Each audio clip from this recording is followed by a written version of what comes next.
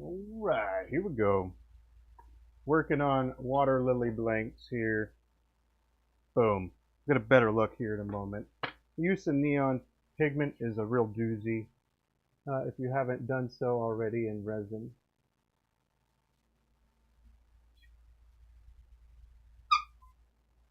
But we're all set, ready to rock and roll. And that's exactly what we're going to do.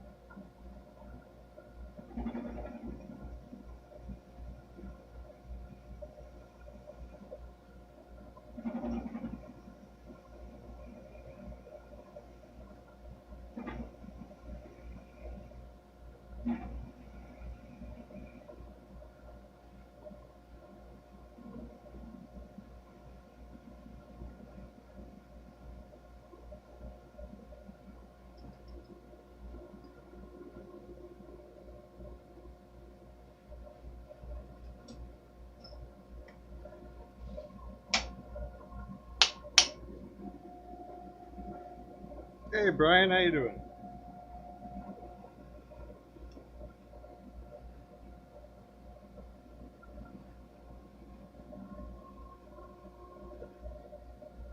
Here's your bushings, man. Bushings in action.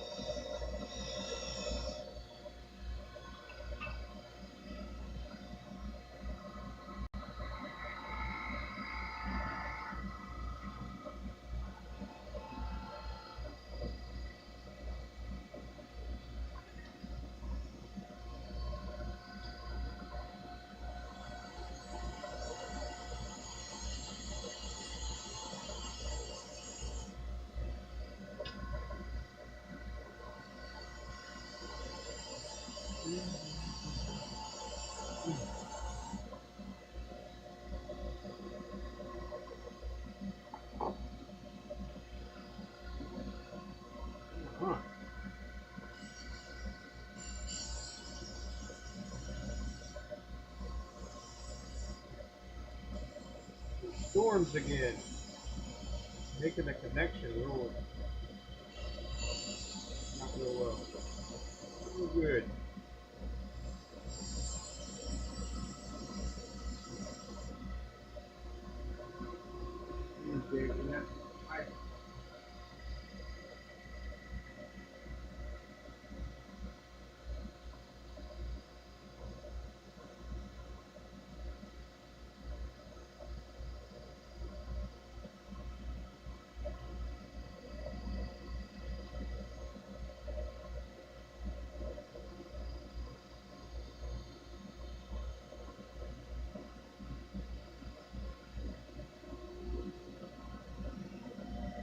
But it started good, and then now it looks like the connection's not good.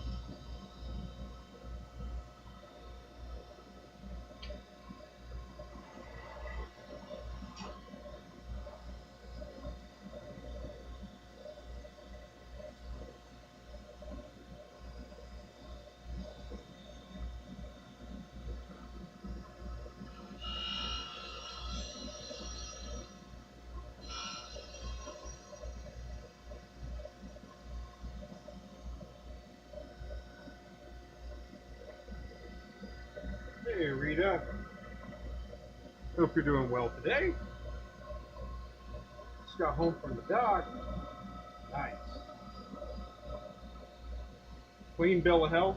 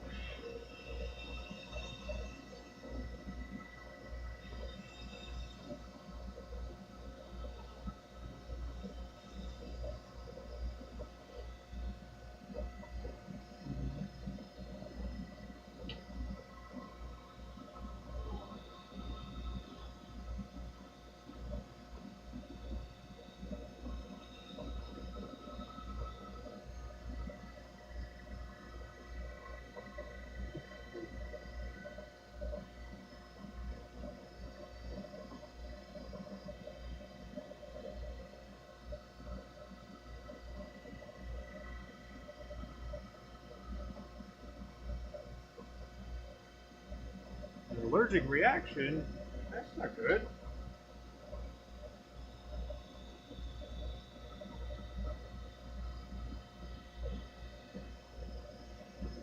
Hopefully it's not a severe reaction.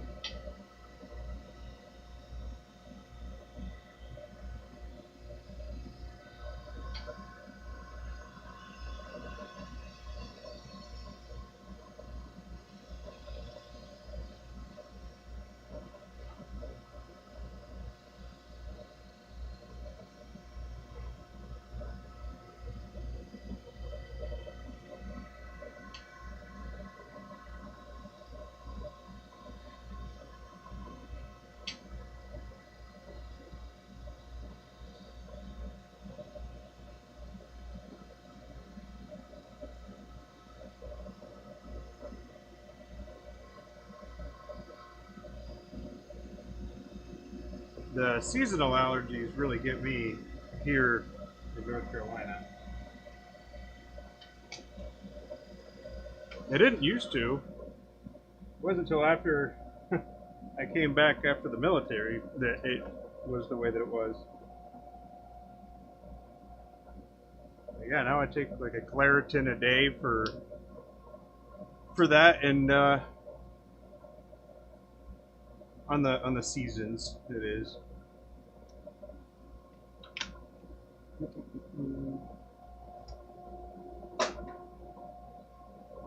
But water lily is the name of it. Oh, water lily.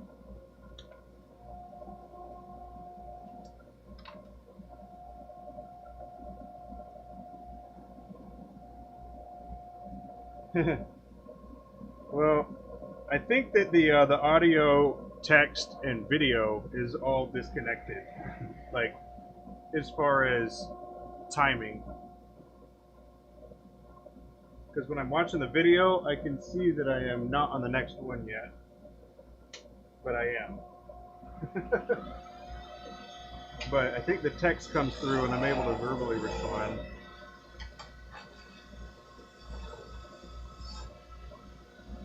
I don't know.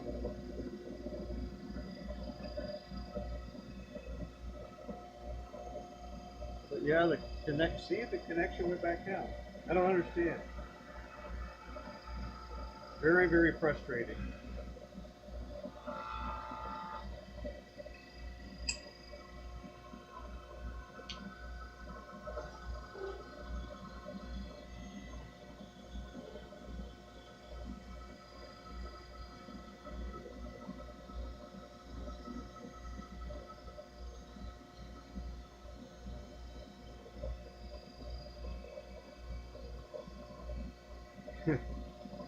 Thank you. Yeah, Abby's a whiz with the names and the colors, for that matter.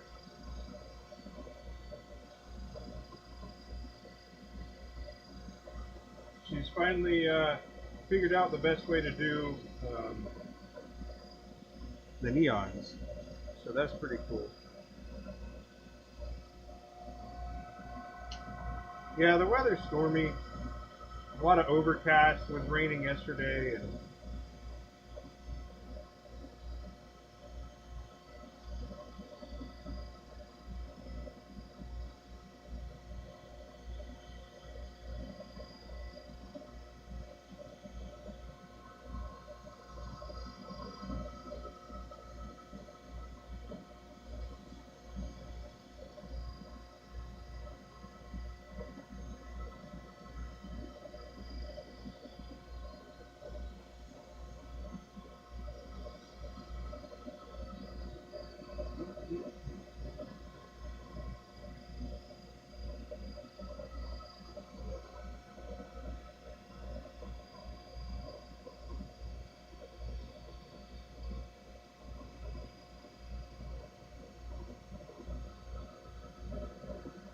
overcast, 77, and humid.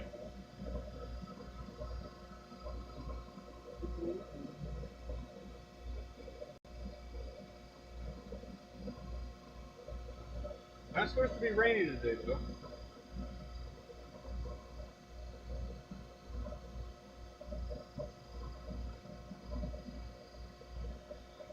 %82 humidity.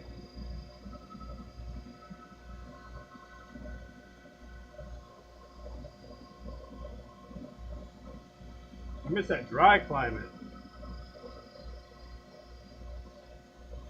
Yeah, what is it in the desert? Let's see. What's the weather like in...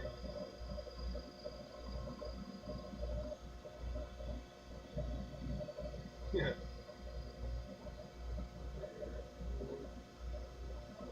That'll do. 53 in Albuquerque. Tucson. There's it. 17% in Tucson. Oh, that sounds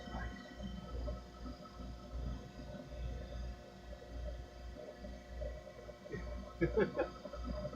Sounds like a normal day in Florida. Man, I believe it. I believe it. It's pretty steamy there, too.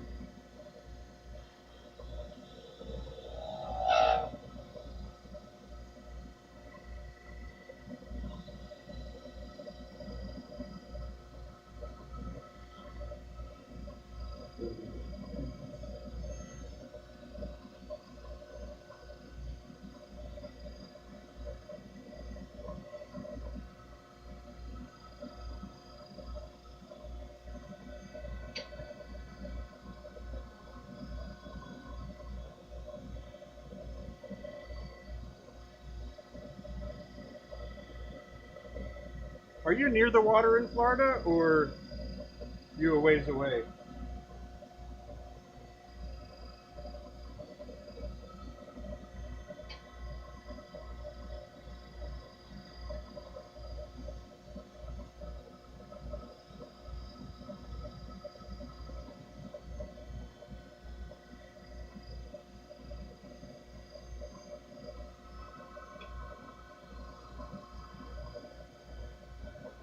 Morning, Gerald.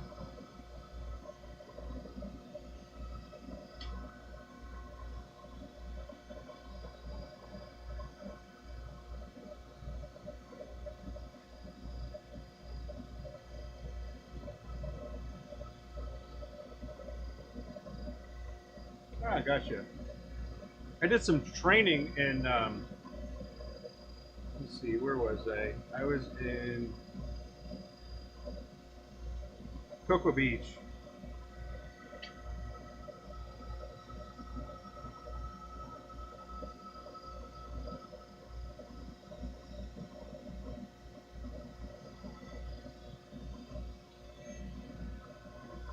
Yeah, that's where I did dive training.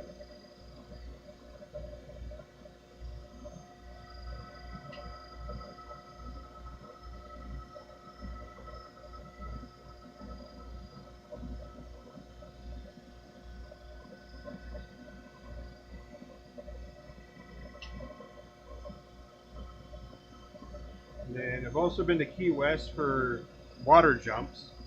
So water jumps is we would actually skydive from an airplane and land in the water.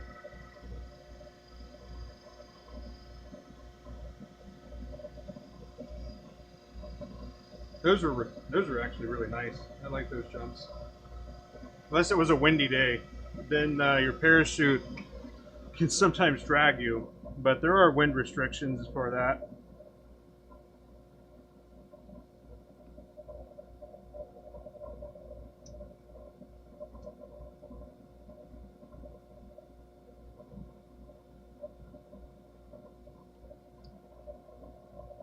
Oh man, yes. Not a fan of busy areas. Not a fan of busy areas. Charlotte's getting that way. You know, Charlotte, Matthews, Monroe, Mint Hill, Indian Trail. All those areas are getting kind of crazy in North Carolina.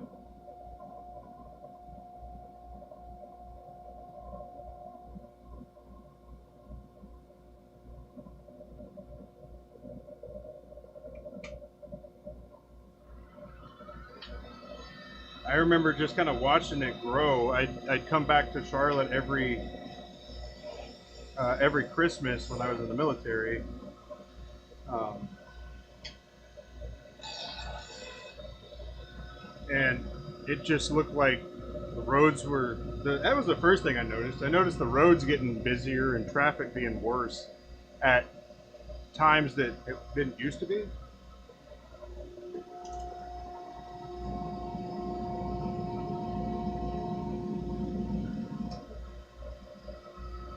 But I mean, I guess that's kind of how it goes. You get more jobs in a place, and then more people come for those jobs, and then the roads get busier, and then structures begin to go up, and or more buildings. And when you can't go out anymore, you go up. So that's definitely one of those things.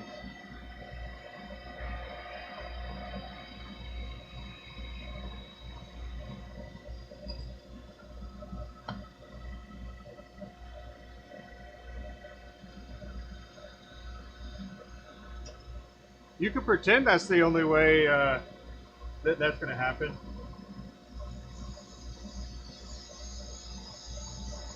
I'm pretty sure I let that video up, but I've got the video of my first skydive on my channel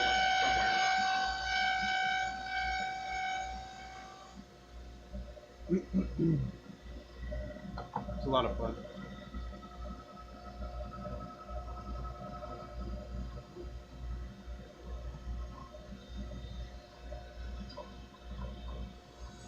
But there's a place called Skydive Carolina where I did that.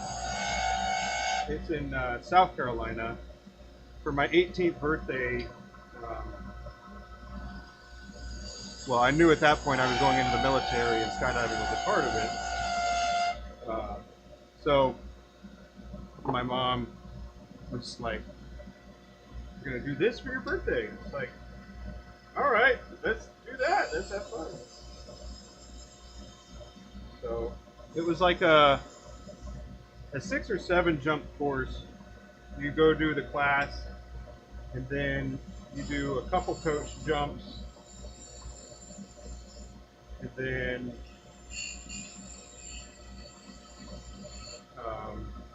you're able to jump by yourself.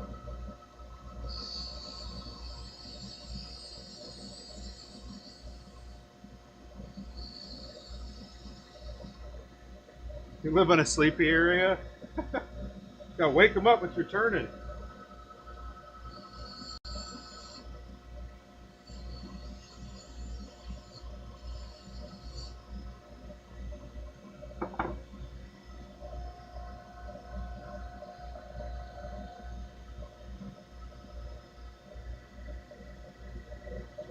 Yeah. Yeah, Gastonia. That one, yeah. Yeah. Kind of crazy, isn't it?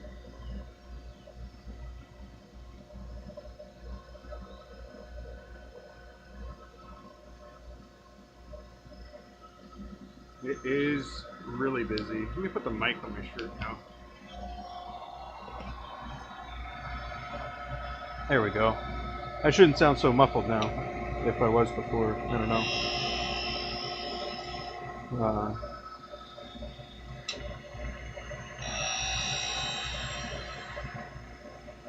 But yeah, yesterday when it was almost time to go get my daughter anyway. So did that. Went and got a haircut. In fact, I got them all cut. So that was nice.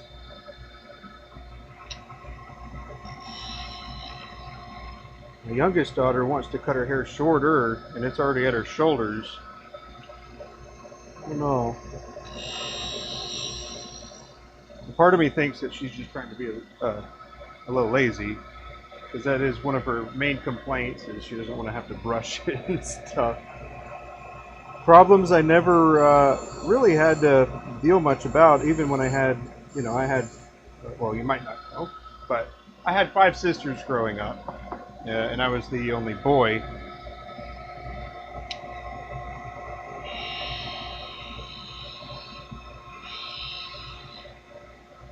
Hey, Marianne, how you doing?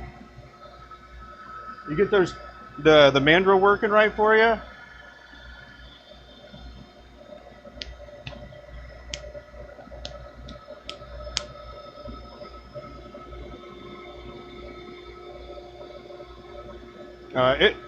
I'll have to see if I took it down. I don't remember if I left it public or moved it to private. I don't know. I can look at it right now, actually.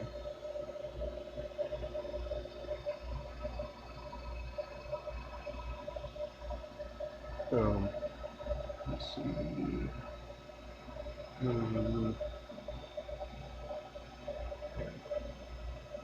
That is the channel videos.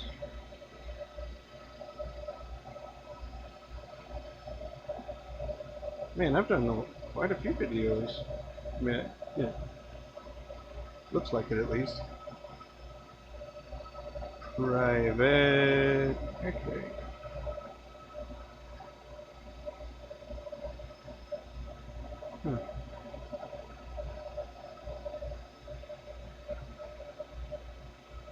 Oh yeah. Yeah, it's there.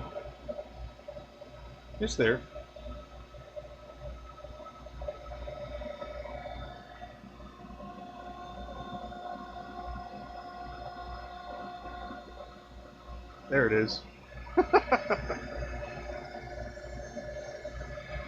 Let's see. Short hair is more work. Huh.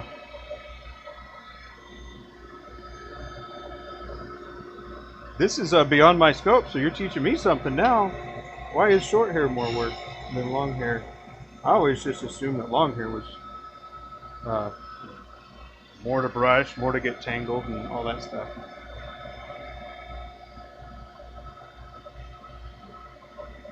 Let's see. Nine. Become so expensive to cut hair, Gerald. The pandemic made it tough to get it done. You bought your wife some clippers and scissors. Yeah, I ended up with a buzzed head when I had my, well then 10-year-old do it.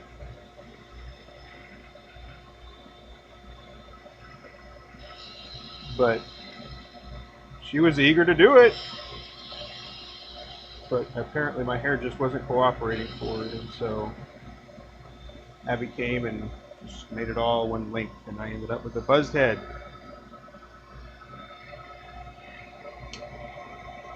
But because I only go like once every 2 or 3 months, probably, I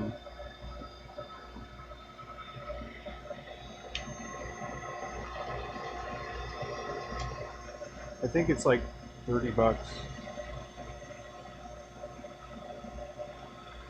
Costs like $18 or $20 for the actual haircut. And a tip or whatever.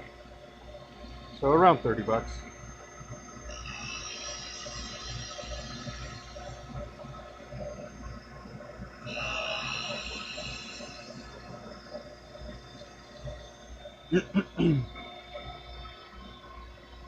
But my grandfather used to take me to the barber. Those were some times.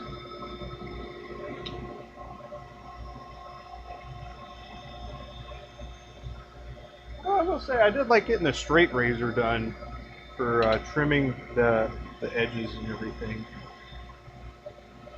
The Great Clips, they just use they use the clippers, which is fine. It does what it's supposed to. You just feel that it's just a tiny bit more like clean cut when that happens.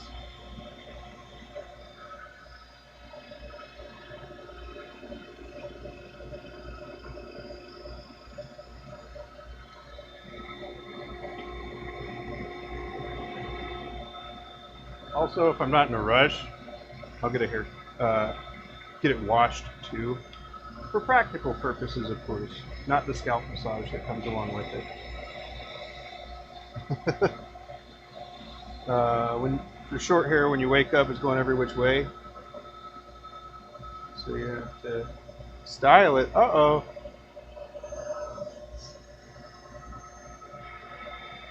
Ah, gotcha. Interesting.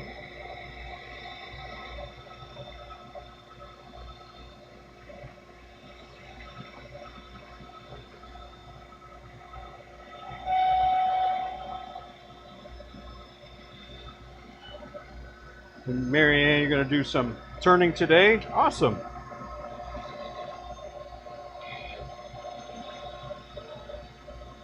That's awesome.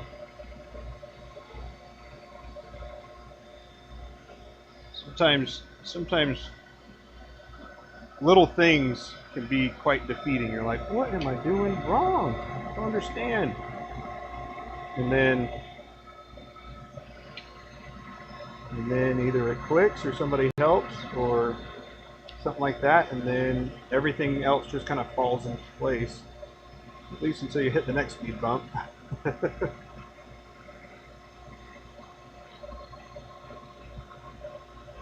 Yeah. Pretty cool. Oh, Gerald, I showed this one yesterday, and I was out here, so I'll show you this right quick. Let's see. Told your wife it went back to just take it all off. I did shave my head completely bald once. Bald, like I buzzed it all, and then I shaved it with the razor. Yeah. When I did it, and my daughter saw me,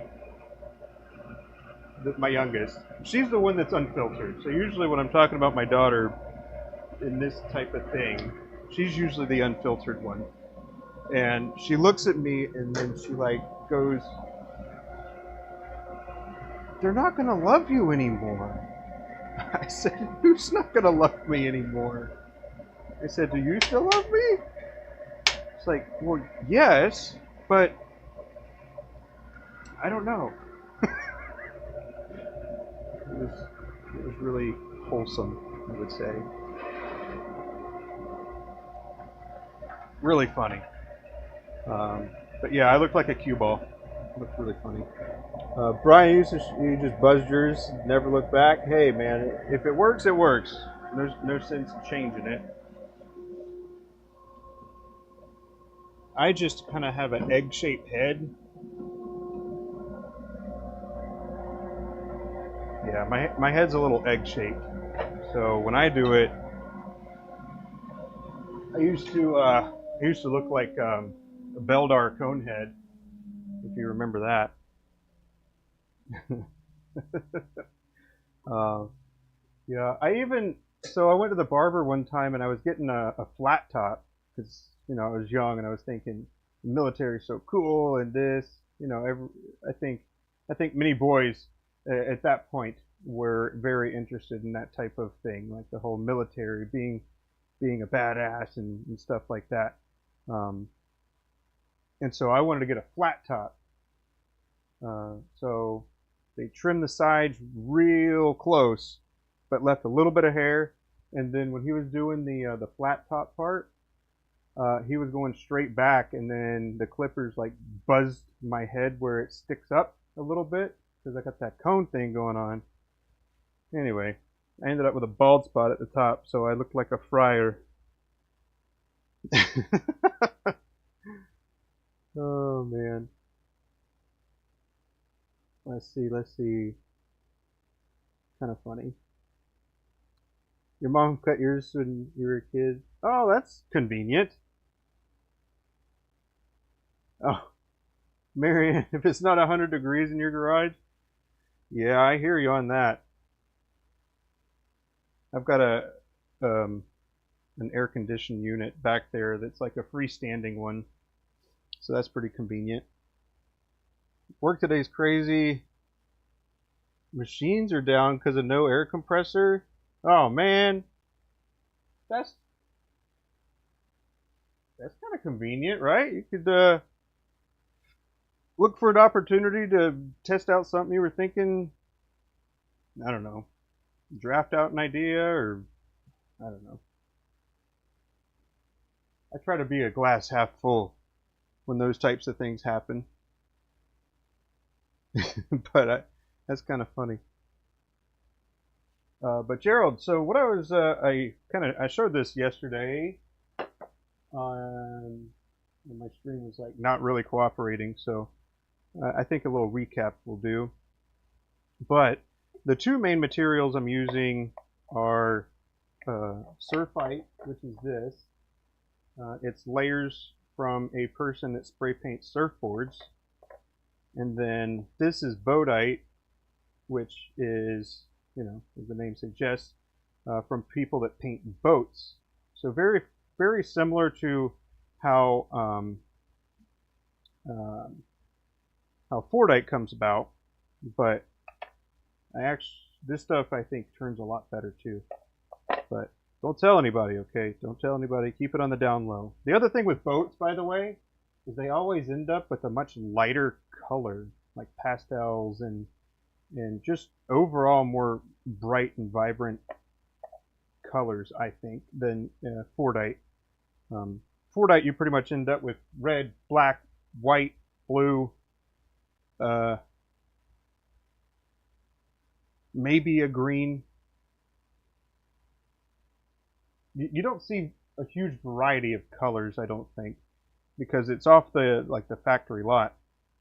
And so when you get them from different types of things that are going like that, pretty cool. Anyway, so this is going to be the cap for the pin. So I used an ebonite rod as the base, and then I trimmed it down to make it fit some of these pieces of material here. And then it's got a Operex finial that I have a little recess in there that I'll put a coin in place for. So I'll trim it down, and that'll be the cap, and then this will end up being the barrel, which is Surfite, and then it also has the Operex accent again. But yeah, same thing. It's ebonite, full ebonite sleeved, which I think is going to be pretty cool. For the Surfite, this is what it looks like if you did it like vertical. So I just drilled a hole into the Surfite, like to cut a section like this, and then drilled a hole into it and then put this on it. And then the Juma here is, you can kind of see the points in there. But this was going to be my daughter's pen, but I didn't like how that ended up. So also I had to remake a little part right there because the material is kind of soft and it got a little thin. I mean, you can kind of feel a seam right there, but it's all one piece at this point. Um, and then yesterday I started off by trying out a modified section. So this piece goes all the way through to this back part here. And then I put another little part right there. So once I trim it, it'll be like a two-tone section. So I think I might do a little bit of modifying for that, but overall I think I like the concept and I'm going to implement it. This is the backup plan if it doesn't work out. So it's just going to be very bright colored. It's going to look kind of like this. Whoop.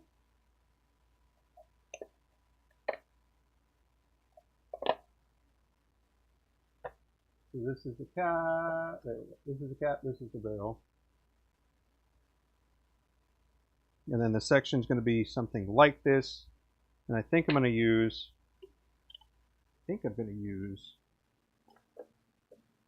Where is it? I'm going to use. Just a moment. There we go. I think I'm going to use these for the section.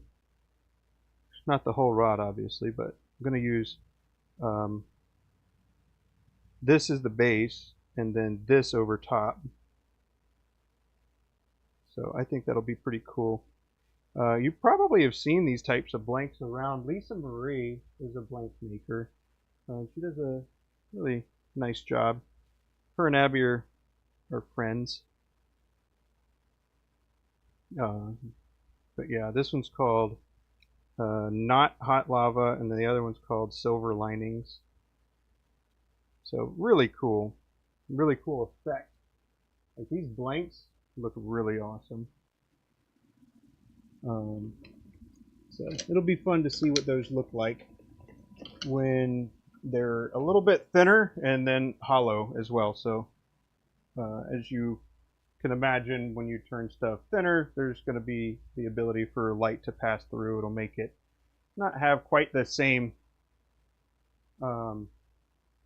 depth of view type of thing.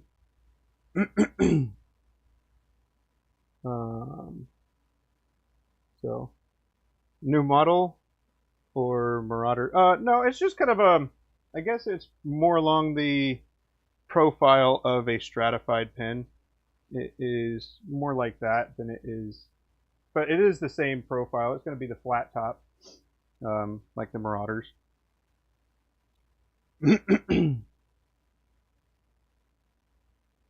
You have a Hooligan and Lisa Marie Saturn Storm. Off the top, I don't know exactly what that one looks like, but I can say that she hasn't done a blank that I was biting my tongue at. So, and yeah, obviously it's a personal preference, so kind of keep that in mind. But she hasn't really done one that I was like, ooh. But I have seen some that I was underwhelmed by.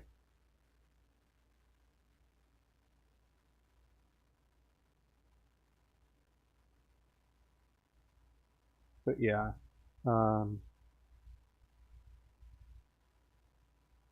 She does a good job. So if you are interested in those types of blanks from Lisa Marie, definitely her name is Poorly Controlled, like pouring, P-O-U-R. So kind of clever wordplay there. I like that type of thing. Is that a nerd thing or what? What do you think? Do you think that enjoying wordplay like that is a nerd thing? Or just somebody that appreciates it? I don't know. I don't know what it is.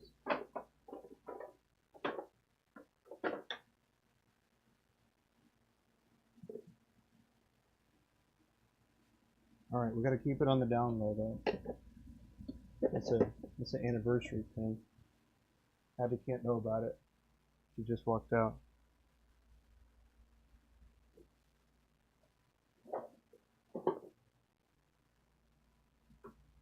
even though she's going to be finishing it. Oh, man. If so, Rita, all right, all right. I like puns and double entendres, although I do kind of get those mixed up a little bit, but I like both of those things.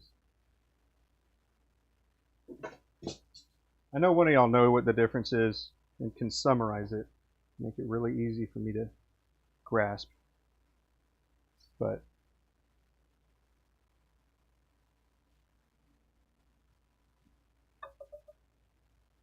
all right.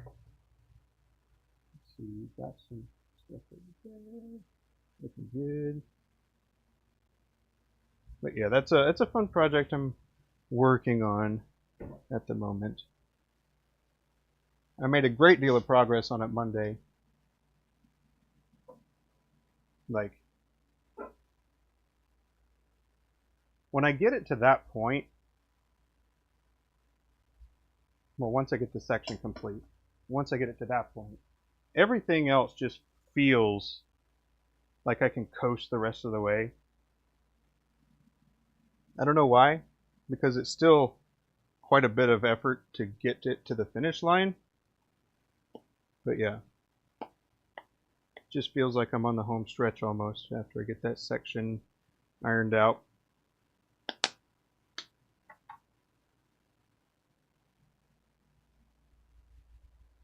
Okay.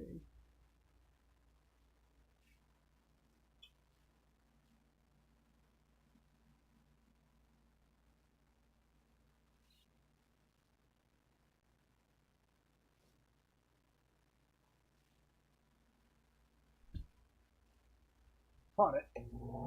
Yeah.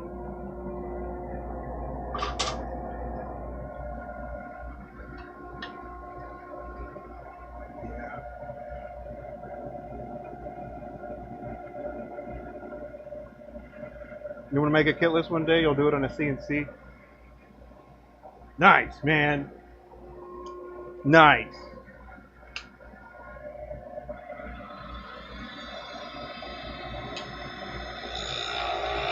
It'll practically be CNC for sure.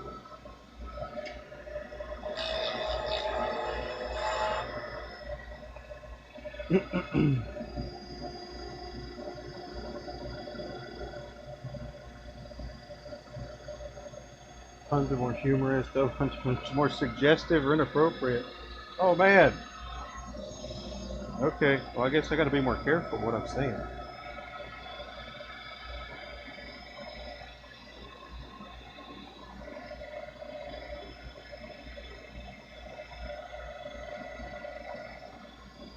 Ooh. Let's see. What thoughts do we have when it comes to vulgar language and profanity? That was something that I kind of came across. Hear me out. So, on one hand, being able to use those types of words appropriately, I would say, right? Appropriately. Does that suggest more intelligence or lack of intelligence? Not being able to come up with another word.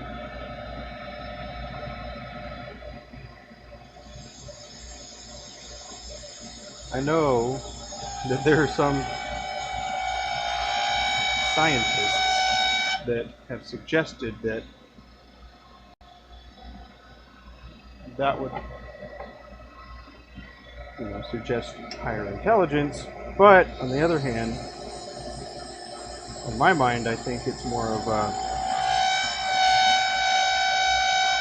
you don't know other words that would better fit that particular sentence or phrase or saying or whatever.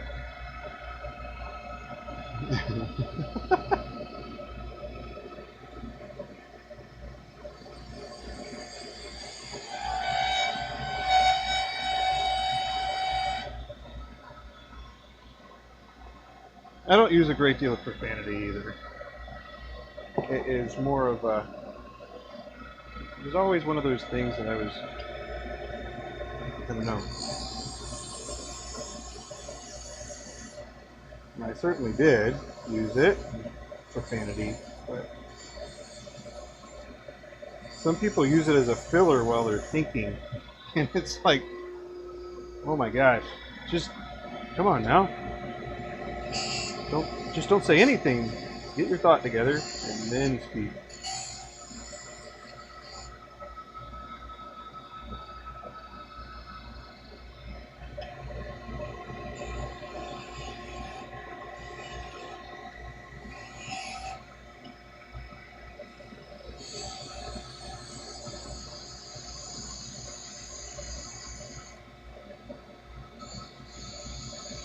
But I will say a lot of the vulgar words have all parts of speech, which is pretty crazy.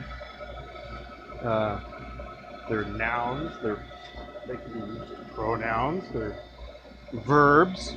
They're adjectives, and they're pretty versatile words, I would say.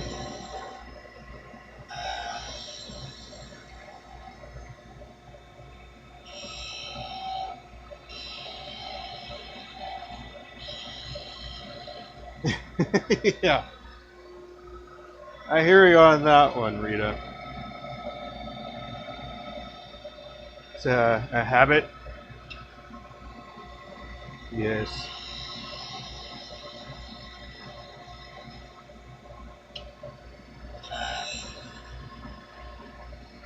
But sometimes, I will say, depending on the individual, sometimes I think that would suggest like the significance of what somebody is trying to say. They want that particular thought or idea to hit harder or land better with somebody, and so sometimes when you throw it in, those types of words in, it can just land a little different in somebody's ears when they hear it, because, well, this is obviously only when you use them infrequently. If you use them all the time, it will just kind of fall on deaf ears. But I think that's a whole language thing that paying attention to people's body language and their tone and all of that stuff. Like somebody could be smiling and nodding their head saying that they're happy, but you know that they are not, or that they're angry, or just all kinds of things.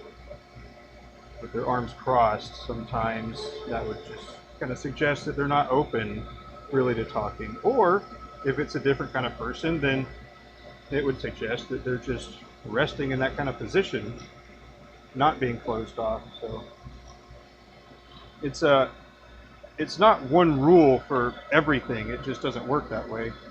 At least I don't think it works that way. Yeah, paying attention to body language.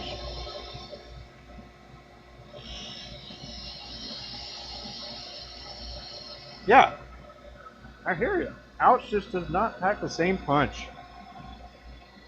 And there is merit to being in pain and screaming and that helping.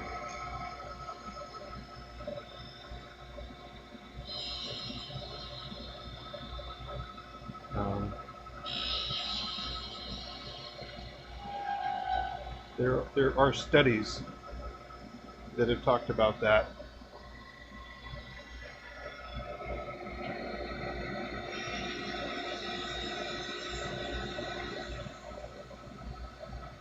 We were babysitting my nephew the other day, and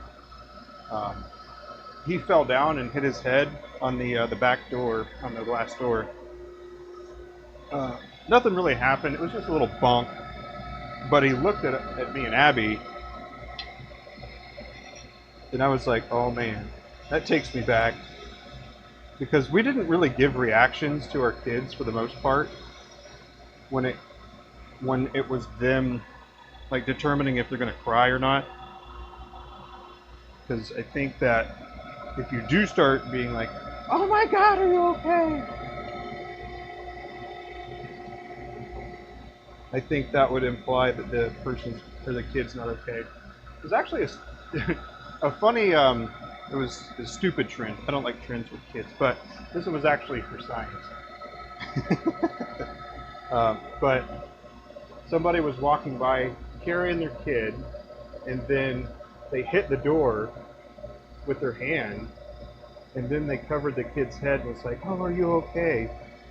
And the kid just started crying at that point. And the kid never bumped their head or anything. It was just a response because of the parent telling them that maybe something wasn't okay. Which I thought was pretty fascinating.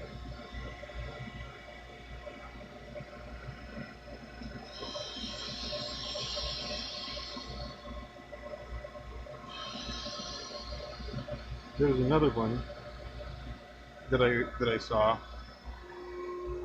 A more controlled study than this reel, or that last reel, was kids being in the same room in like a little, with like toys, and then there was a snake on the ground as well. And the kids don't inherently have a fear of snakes. At least the ones that were in that particular study, I guess. It is a developed sort of thing.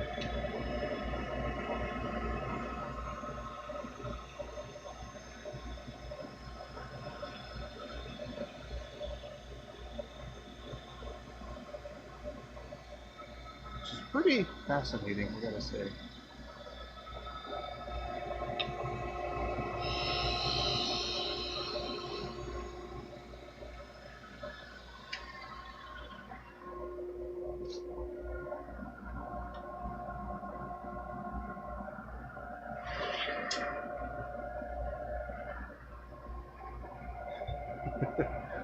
Something that I was thinking about yesterday was something that I didn't know at the time.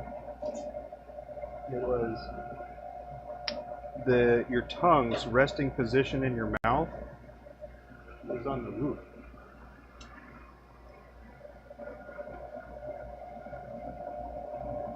The resting position for your tongue is on the roof of your mouth. Now everybody's gonna try it out and see how it feels. But sure enough.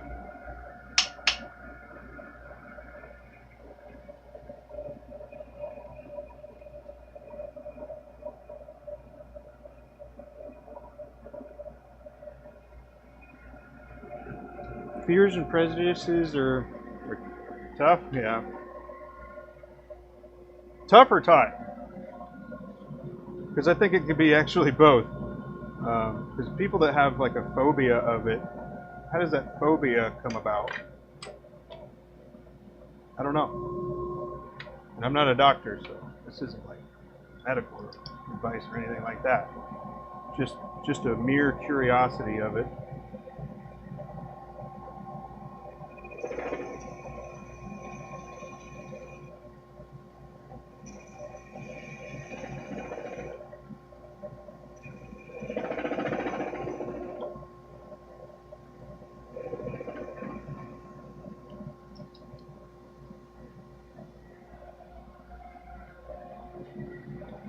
Yeah, I think that they can be both.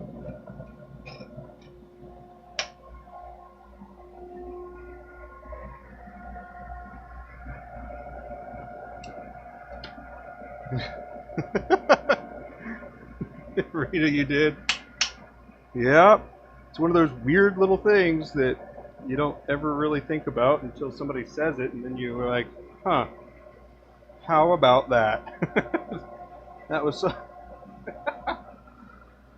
That's what my grandparents used to always say when I was talking to them. They wouldn't do the nod like people do nowadays. They would just be like, "How about that?"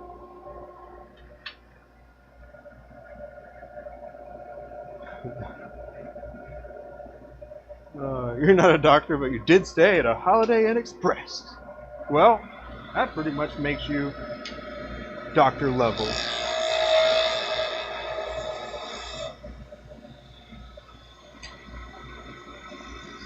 it comes to choosing your hotel stays. What is this one?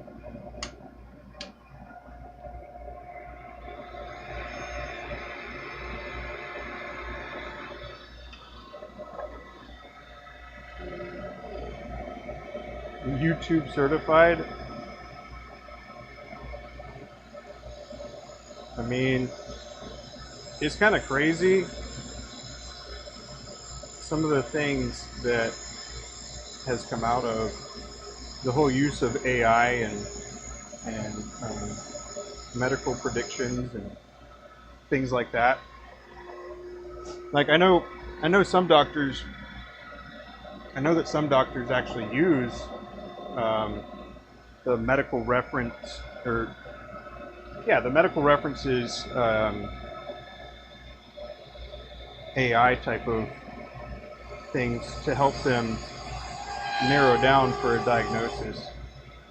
And then that kind of made me wonder, well, that kind of got me thinking rather, of, you know, they just want someone to blame if it's wrong, is kind of what I gathered from some of those things.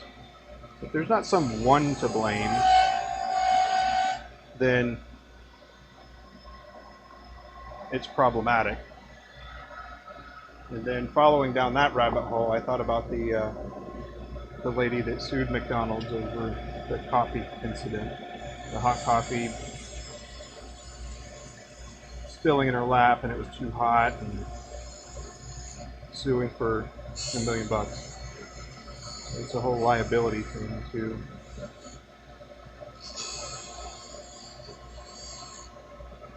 Yeah.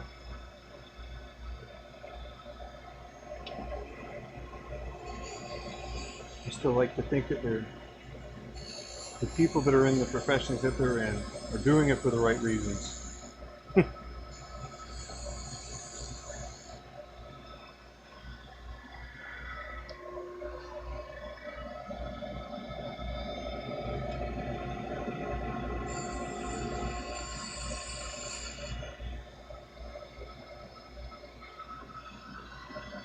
But maybe that's just naivety. Who knows?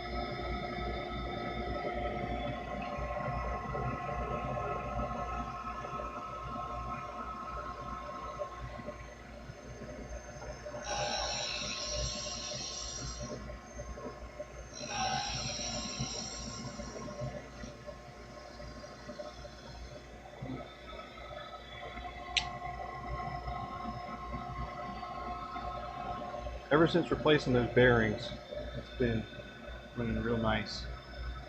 Real nice and smooth.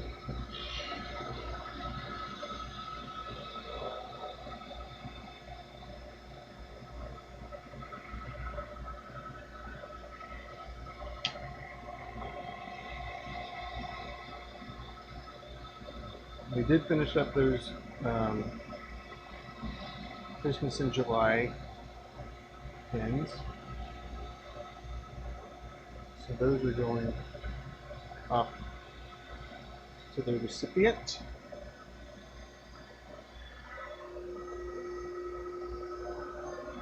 Which is nice.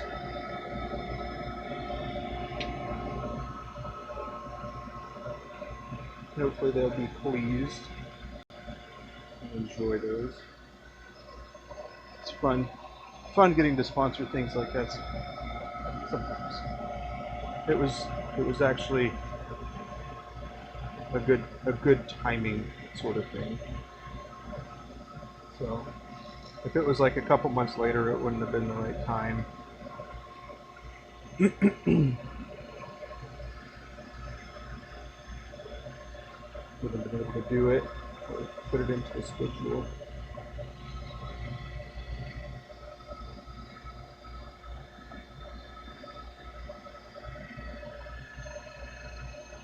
Yeah.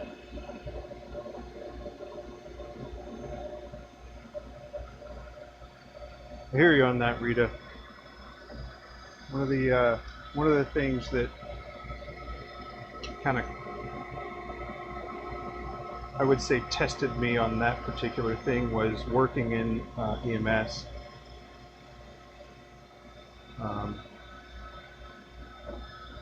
For my clinical rotations going through paramedic, there are definitely people that were ill, and there were other people that were seeking, and the challenge that's always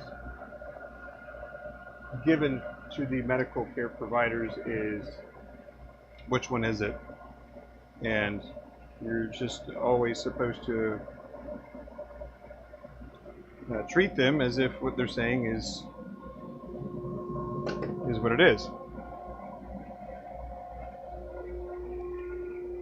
And that can be challenging for some people.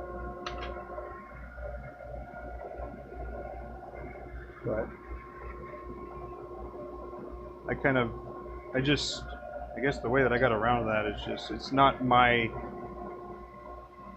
position, or it's not my, I just chalked it up as it's not my job or role position to determine whether what they're saying is or isn't.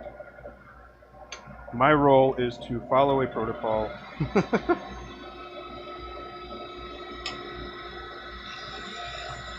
Which, really kind of takes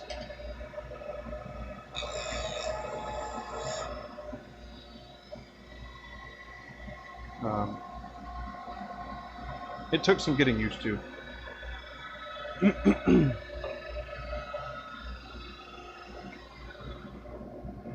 But that's why there's that old story of the boy that cried wolf. And all the sheep were gone.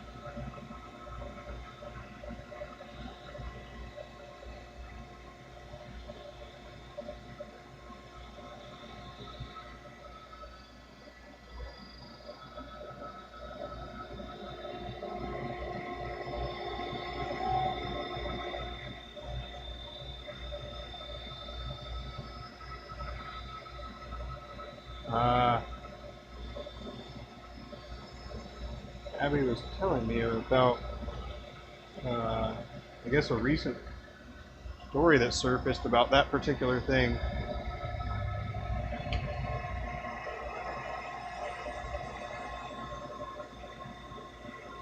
couple days ago. Yeah, it is. It is very unfortunate.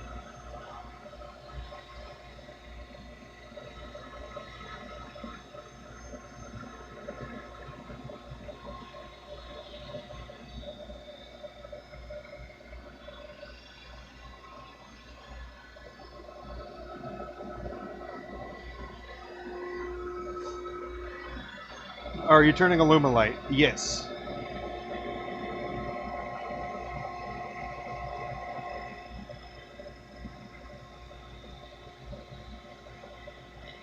But specifically the Alumilite Clear Slow, because Alumilite has a lot of different resins that they offer. Some of them are for different purposes, and the cures are different.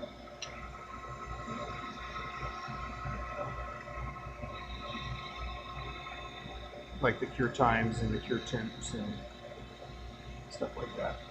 But this one is Alumilite Clear Slow. It goes into a pressure pot, 60 psi, 50 to 60 psi,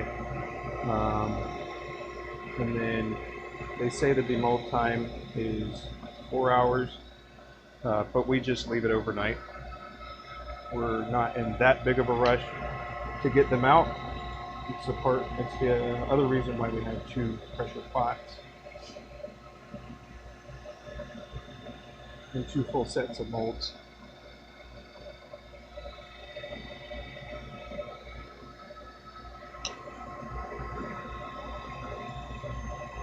But yeah, we get them in pretty big. We get the 80-pound sets.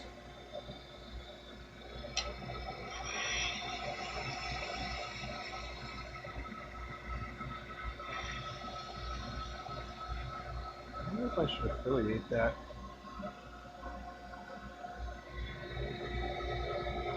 Affiliate market that. I mean, I use it all the time.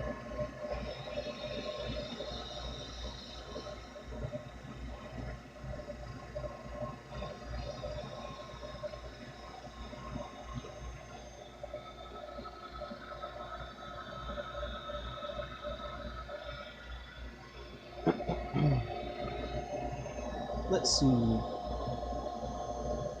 The lathe that you were given had all the rust. We have the tailstock on the lathe and the center rusted into it. Let's see. So let me show you something right quick with the tailstock that you may not have tried. Are you saying that the live center or whatever is in the tailstock that's rusted into place? Because it's possible that it's not. I'll show you here in a second. There's a feature on the tailstock mechanism that some people are unfamiliar with, especially if they're given the lathe, then it didn't.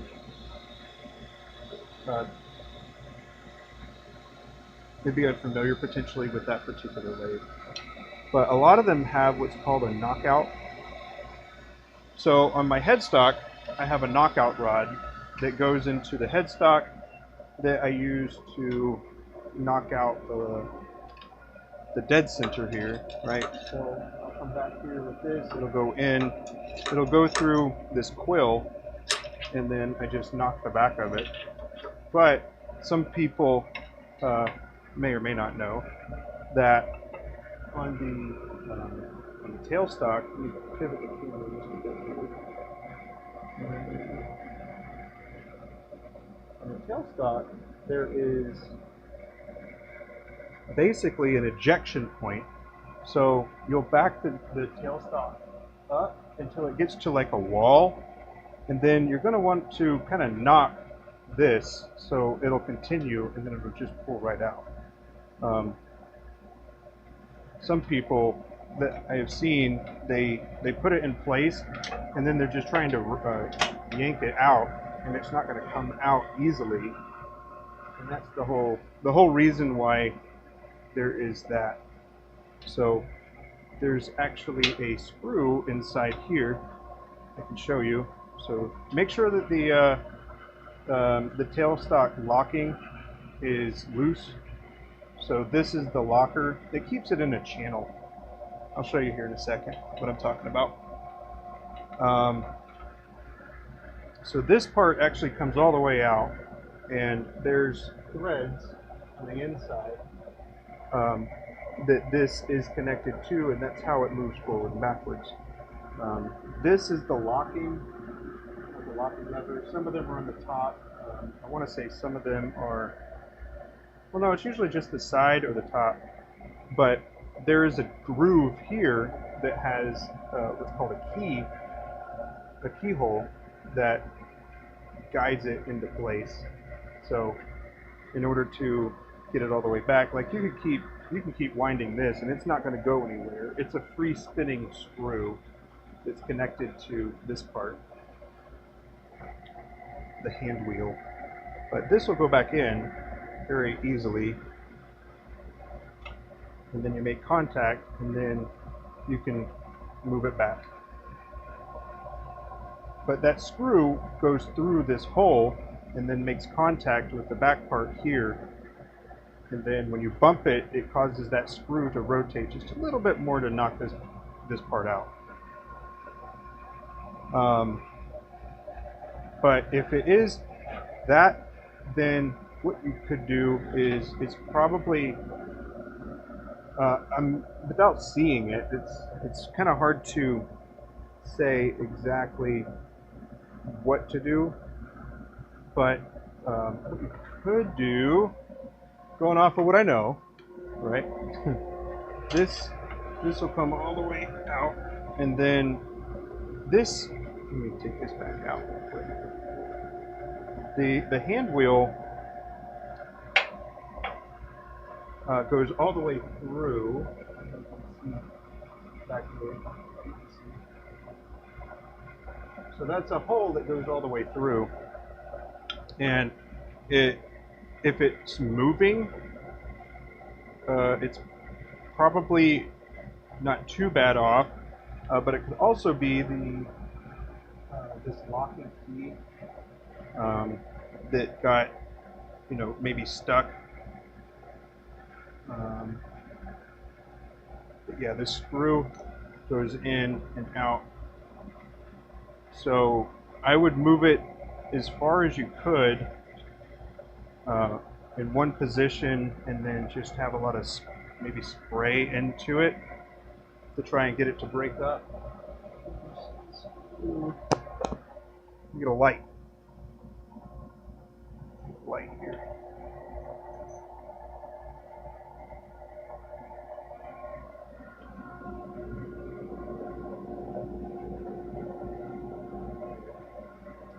There we go. You can see the screw there. It's that silver part.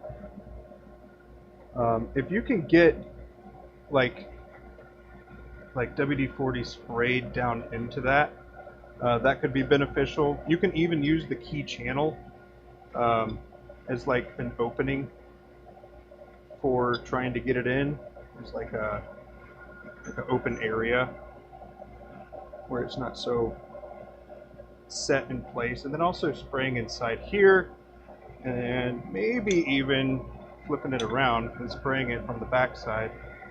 But as far as soaking it, I would use that maybe as a last ditch effort kind of thing. It wouldn't really be my first thing that I would do, but yeah.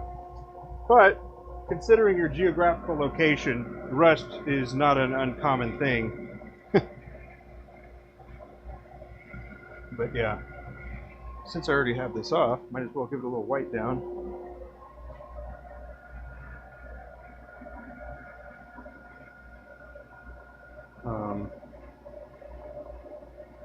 But yeah, I'd kind of escalate to that point. wouldn't necessarily start there. But yeah, just making sure everything's loose. If there is a screw, kind of feel what it's holding. Because there's a screw on the back side of here that's holding the key in place. But then you tighten it up, and then it gives that pressure to lock the tailstock. Brian, you got any inputs on that?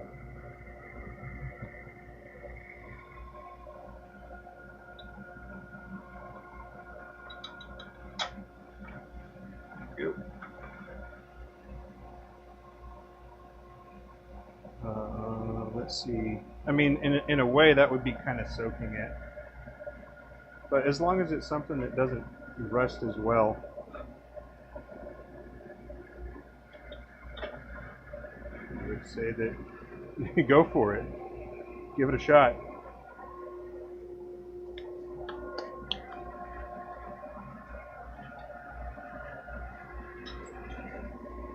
Let's see. Did I ask you how far away the Pinchot was from you? I don't know if I did or not.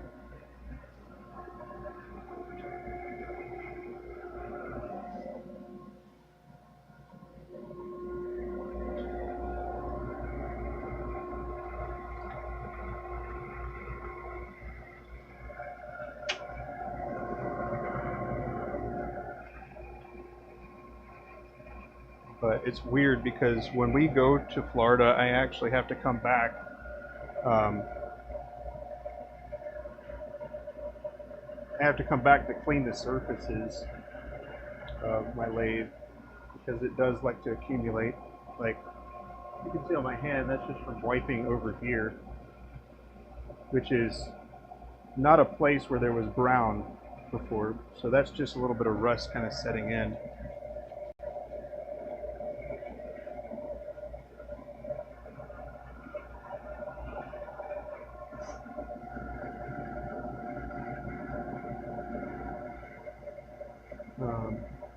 And then yeah, we can probably also hop onto a video chat like in Discord, like I did with Mary, and you can look at it so I can get a better idea of what it looks like and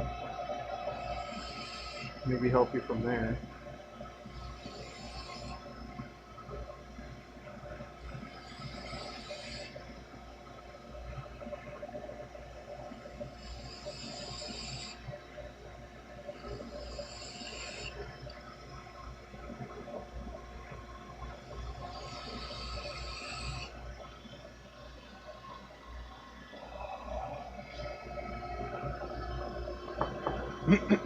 If you look at my older honeycombs, whoops, let's pivot the camera back here. If you look at some of my older honeycombs, I used to do those differently. So I used to start in the middle. I used to start in the middle with my first, and then I'd move outward like that. But now I look at the highest point, and then I go slightly offset, and then I go to the other side, and then go from there. So that's one of those little details that you might notice.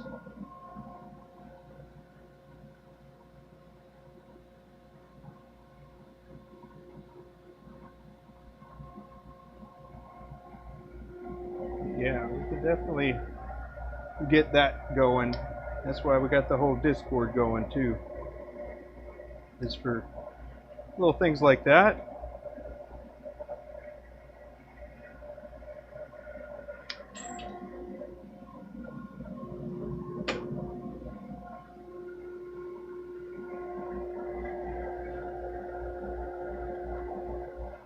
Hey, you come here for a sec? I can get some water.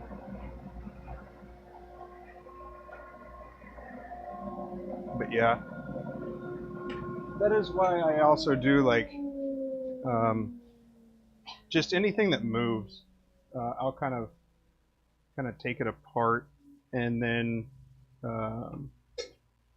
lube it back up, and then put it back together.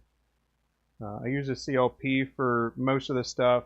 For the metal lathe, it actually suggests a motor oil, which is kind of weird, but it is what it is. It's just going to last forever. So 10W30, oh, sorry, switch cams. I use a 10W30 on the metal lathe. So anything that I use there, I'll wipe it all down first, and then I'll oil it back up, wipe it, and then I'll leave the next round of oil on it. He's kind enough to clean my lathe too, because I sure don't. Yeah. It would be a little bit of maintenance here and there. It's the wet lathe. Hi Rita, how are you doing? Can you turn on the light for me? John's gonna take a quick water break. He's been out here for quite a lot longer than I have. I was inside packing up pens that we are doing with a group of other people. Ooh, pretty. It's gonna be a Christmas in July box, and we made pins for them. I think there's gonna be 25. I think Casey Ventures is the one that is listing them, but I'm not 100% sure. I will definitely post it when it is. She is, but we did like a sandy beach. It's got snowflakes in it. It's really pretty. Hi, Marianne. So yeah, we're doing that. This week is Water Lily.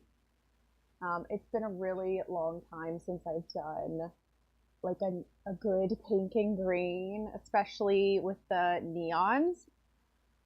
I'm loving the way they turned out. They're very fun. They're UV reactive. Oh, you are? I'm so glad you're loving it. We've got really good feedback on the vacuum pens. People have enjoyed them. I don't think a ton of people are making custom pens for them, so I'm glad John took the time to design something, because I'm always the one that's like, I have to do what? I've got to learn how to sand and then sell, and then just hoping that things go well and that people like them, so I'm so glad. But yeah, Water Lily is this week's. We're also working on the ones for not next week, but the week after, because we're going to be out of town to the beach with my family. It is our big like family vacation trip every year. So I'm excited about that. So we get those done ahead of time. I also posted just today, we're going to be doing a remake. Well, actually, I already poured the blanks for them. For Cotton Candy Clouds, we're doing another round that is just going to be like custom pre-order-ish. So we've got a certain number of blanks, certain number of each sizes. You get to pick your blank and your shape. Those will take a while for us to make, probably a couple months plus.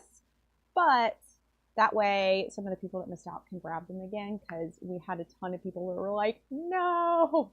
They were gone really quick, and it's been a long time since we've had colorway like go so fast. Anyways, that's going to be up tomorrow. And then I don't know if I'm going to pour them today. I might pour them tomorrow. It's very humid today. I'm going to be pouring some sort of sunset-y colorway for next week, and I haven't decided if I'm going to do like golden hour, like a more orangey red, or if I'm gonna go like through more of like the spectrum of colors with like blues and pinks and purples and all that. So I'm gonna have to scroll back a little bit. That's what I have to do every once in a while on our Instagram, so I can be like, okay, I just did those colors, that color's too similar. I try not to do too many similar ones back to back. So yes, that's what we got going on here.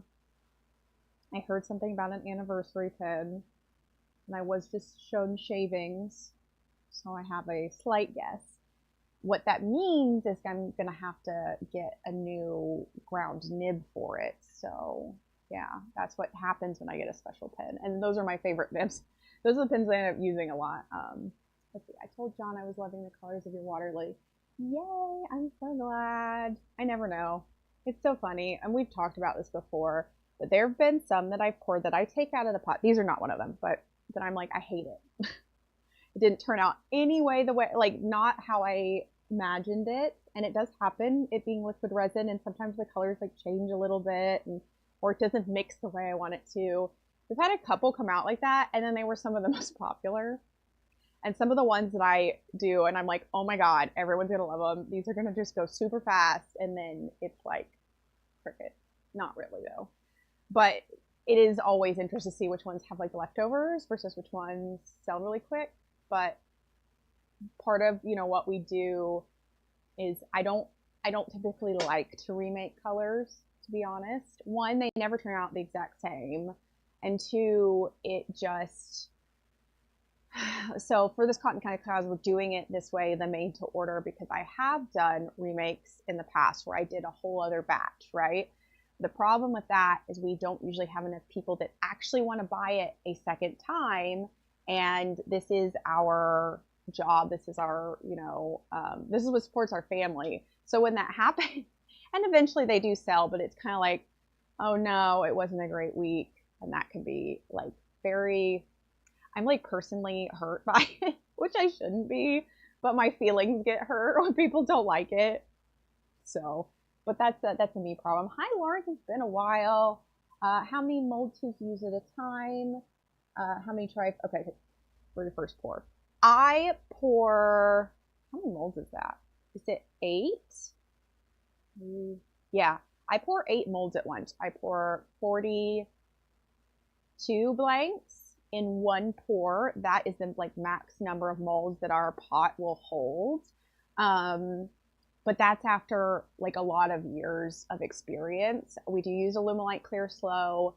I would not recommend starting with volume like that. I would work your way up to that, because having to time that so that the resin doesn't set prior to you pouring, or so that you get to the temperature so you have separation, is like a whole thing. Because even me, after doing this for 6+ years, I have some batches that I didn't get poured fast enough. For whatever reason, it reacted faster and it got too hot. And, so it definitely happens to me as well. I would pour 1 mold's worth, like 6 blanks if you're doing a vertical mold.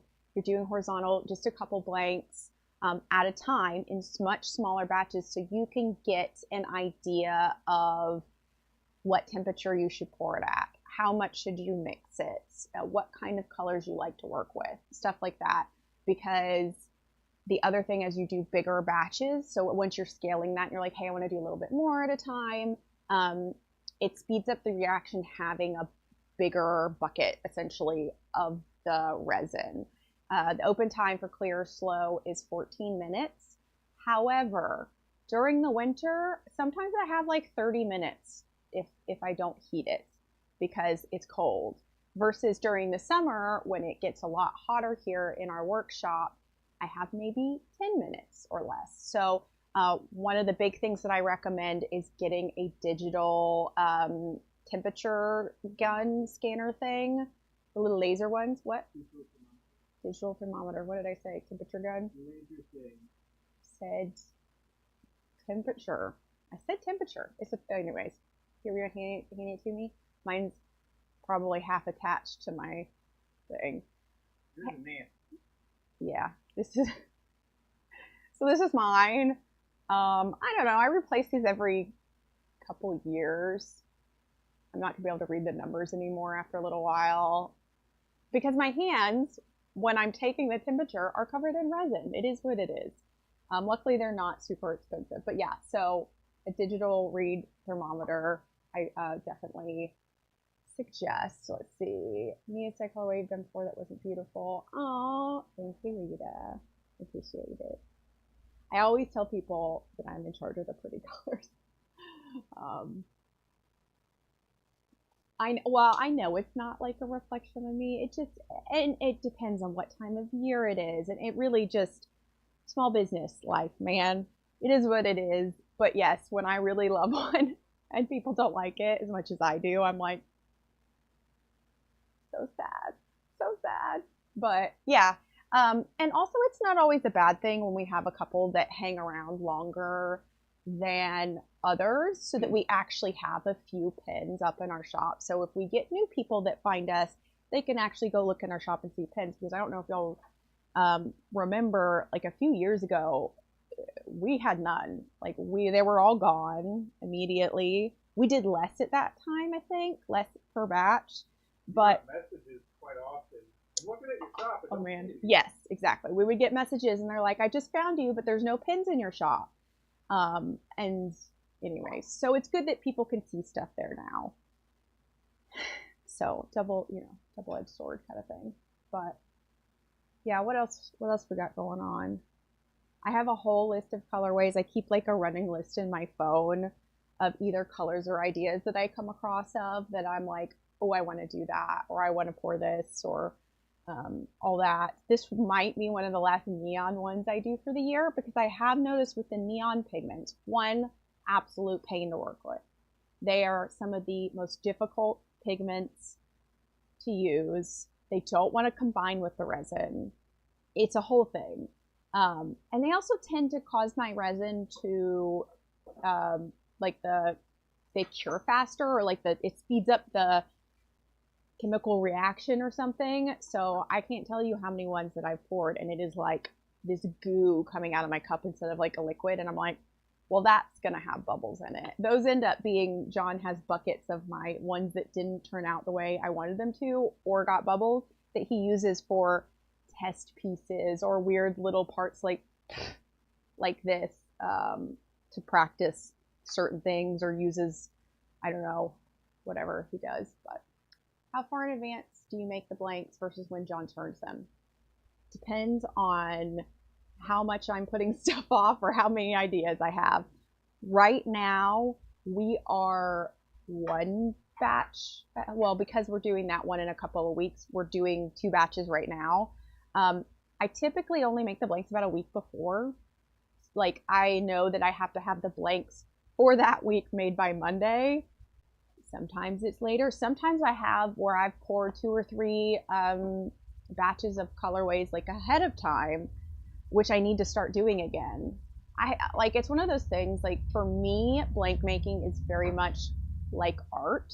Like if you ask an artist when they like have to do something versus it's something they want to do. Like if I know, like if I make myself pour because I need to do it, but I don't want to at the time, those tend to not turn out as well. I really have to, like, I don't know, be inspired, be in the mood.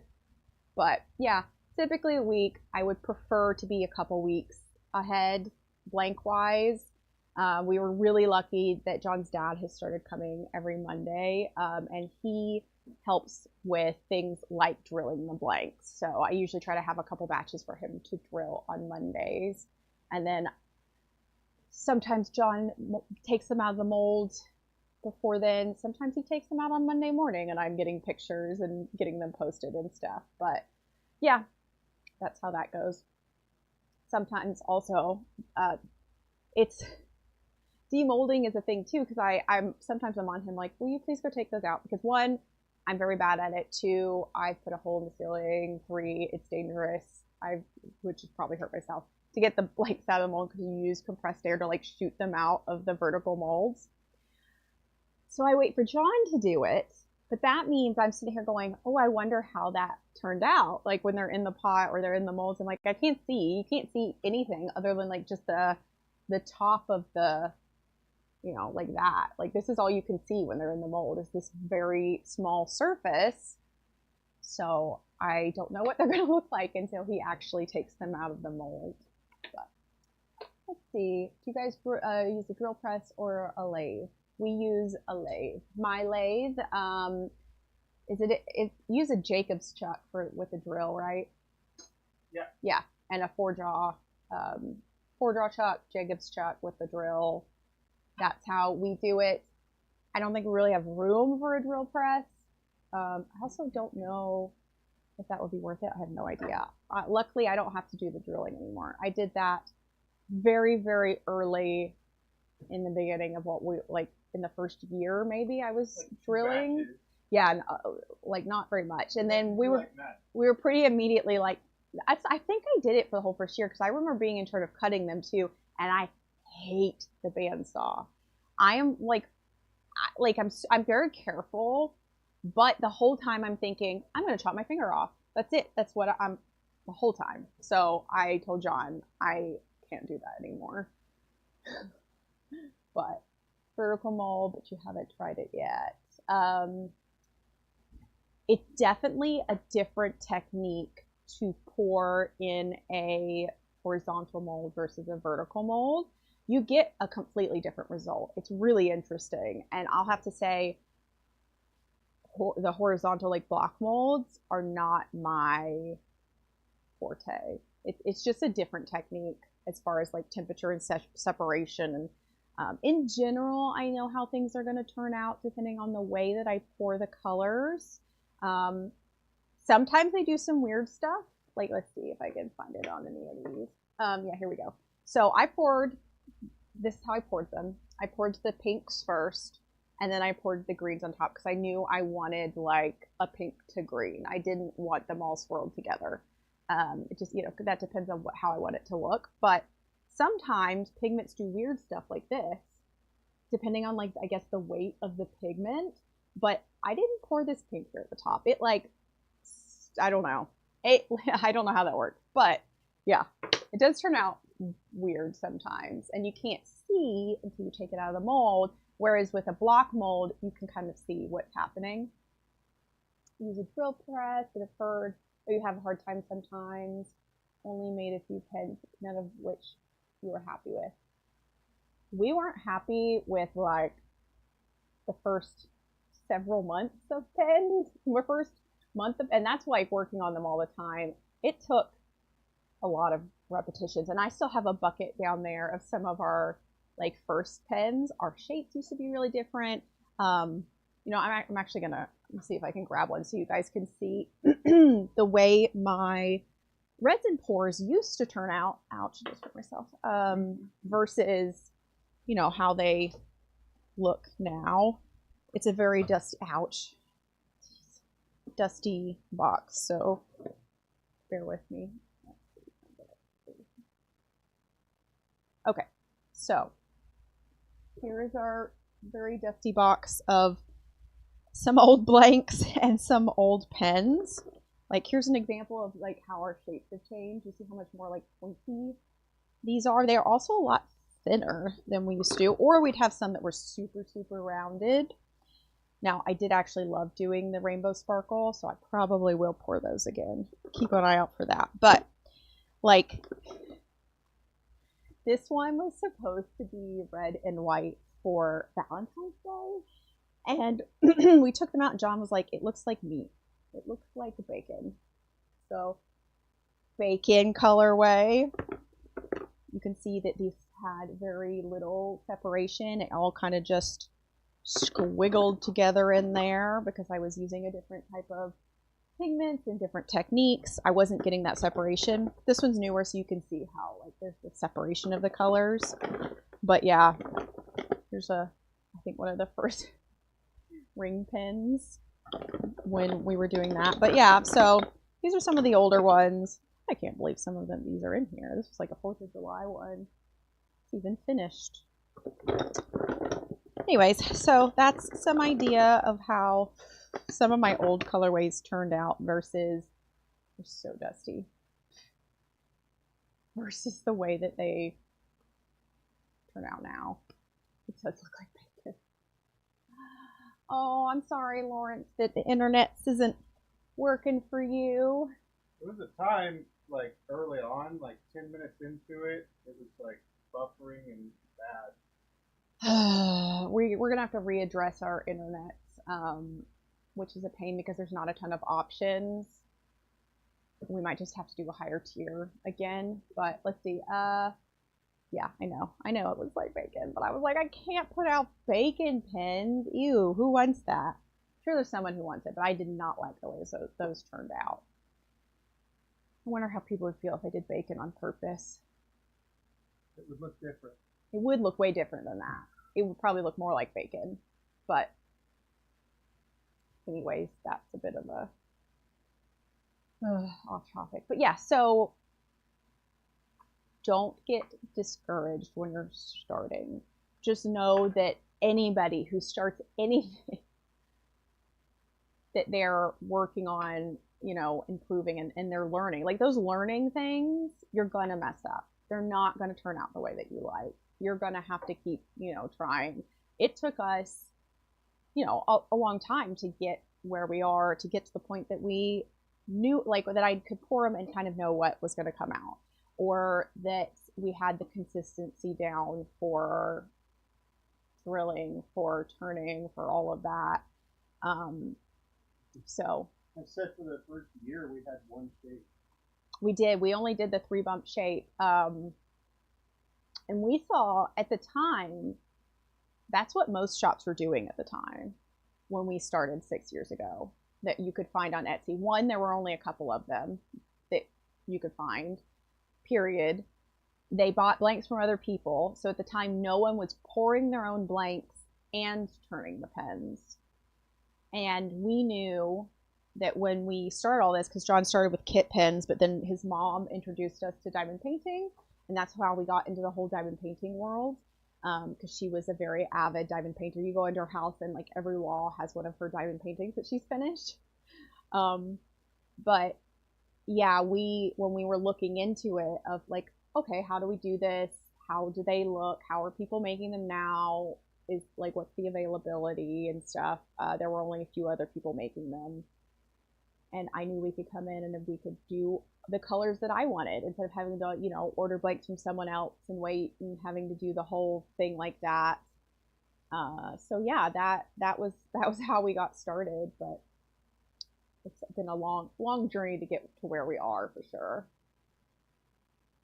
You only have 1 second delay. Yeah, I'm glad it's not too bad for you. I know what you mean. Trying to try to resin block and then the song exploded. Oh my gosh. That's so scary. Miter saw, sorry. Oh, no. This scares the crap out of me too. Yeah, that's just, she said she switched back to a bandsaw. We had 2 bandsaws. At one point we had 3 bandsaws. We have a little one and we have a really big one. The big one only gets used for very specific things. The little one is the one that we use the most of the time, where it's only got like, you know, how much clearance? Not very much clearance. About 3 to 4 inches of the actual blade. I did learn how to turn pins at the very beginning. I turned very few of them because it scares the out of me. I can't, like, my anxiety cannot handle something spinning, and the fact that like it could chip and like break and fly into my face. And that's even with me having like the big face shield on, and it doesn't matter, it scared me and I didn't like it. So that's why I ended up just being like sander. Your delay's not bad either. Okay, that's awesome to hear. Good feedback, thank you. Yeah, sometimes it's hard to tell if it's like on our end because of the internet or if it's on someone else's end. John was having issues streaming yesterday because we've had a lot of storms in the area. Not bad ones, just like regular summer thunderstorms, but that does tend to mess up our internet. And our router is super far away from where we are, like here in our workshop, and I'm sure that affects it. I don't know what we could do. Get a second router. We tried one of those extender things, but we can never get it to work correctly. So John, you know what? He hardlined into it. That's what he did. I don't know that it matters how far your line is away from the router or not. What time is it? Oh, it's only Wednesday. This week is busy. Next week's crazy. Kids have EOGs this week. Next week is our last week before we go out of town, but it's also, I have like 2 doctor's appointments, and John and I's anniversary is on Friday. So we're going to go to dinner and a movie for that, which is going to be awesome. And then we're leaving the next day to go to the beach with our kids for a week. So it's a lot. Hello, I am John's stand-in today. He's over there. He was taking a water break. I'm just chatting in general. Yeah. I gotta get back to standing here soon. He's sitting to help his back. So you have an extender out in your workshop. John, is it hard lined in? Yeah. we have a cord running through our house from the router to the computer out here. It's But like 100-foot landline. it is. It used to really bother me, but now I'm just like, whatever. We have a blue cord running through the house. We did try an extender first, and we could not get it to work correctly. It just wouldn't. They Well, did. We also have to use a dongle because the computer, we built it and it doesn't have a Wi-Fi connection. That's true. I don't know if y'all heard that, but the PC that he's using for this, for streaming, we built 10 years ago, No more. 12 years ago. We built it a really long time ago. We built two the same. And is it the motherboard that has the Wi-Fi? The motherboard doesn't have Wi-Fi on this. So we have like a dongle thing, that's what it's called, that would get the Wi-Fi signal, but that's crap. That does not work very well. I didn't even think about the fact that it doesn't even really have Wi-Fi anyways. But yeah, sorry, I'm like, my eyesight is terrible, so the computer screen is like over here and the camera's over here, and so I'm just trying to read what's going on. That's why I keep looking over there. I'm really bad at just looking into the camera. Feels weird. Like I know I'm talking to people, but it just feels weird. I don't know. John does a good job talking all day. Does a job, is what he said. But what else we got going on, Jonathan? Wow. Is this my pin I made? Here's one of the kit pins I made. I made this for John. I think this is one of the only ones that he didn't help me on. I turned it. I think I cut, glue, turned, pressed it together. Go me, it's not bad. I did an okay job matching up with the bushings. And it's just like a picky pin. Well, we've talked about this a few times. I wonder if we had pins like that. So they're kit pins, just regular quickie pins up on Butterfly Effect wares with our blanks, if people would like those or not. I think they'd make good gifts, but I'd have to design packaging, I think, or get something else for packaging. Extender and dongle may be the difference in getting lousy signal, better off with higher. Yeah. Yes, that's why I deal with the blue cord throughout our house, because it's true. This is the best that the internet is going to get with what we have right now. We had cable, or not cable. What's it called? The same. Fiber. Thank you. They put fiber through our neighborhood twice in the last 5 years, by the way. So one's a new company, and a couple of our neighbors did switch to them because, they've got all kinds of deals and whatever, and it's cheaper, and you're supposed to have better internet. I talked to a couple of them. It's terrible, apparently. Terrible customer service. Not working. Can't get a hold of someone to come fix it. People are out, have no internet for days. Someone won't come out and fix it. I think customer service is being done by the work guys that are digging up our front yard, which is a terrible idea. So I got to look in to see if there are any other fiber options from a bigger company that has more resources to fix it and actually be on top of stuff. Our regular internet's through Spectrum right now. People are saying Starlink too as an option, but I'll be honest, I haven't looked into that at all since that came out. But anyways, we do use a lot of internets around here between streaming, everybody watching stuff on their devices. John and I playing our nerd game together. I've talked about it. Takes pretty good internet. And it's very frustrating when it's got bad internet. We had issues yesterday. Everybody had issues yesterday, though. I don't think it was us. I need a snack. Yeah. Are you coming back over here? You just want to keep talking. Ready? I'm ready. I need to go grab something to eat, and then I need to get more than 2 sanded today. I need to get at least 10, if not 15, all special shapes sanded today. So that takes me a while. And I'm got my big old wrist brace on, ready for it. Anyways, good talking to you guys.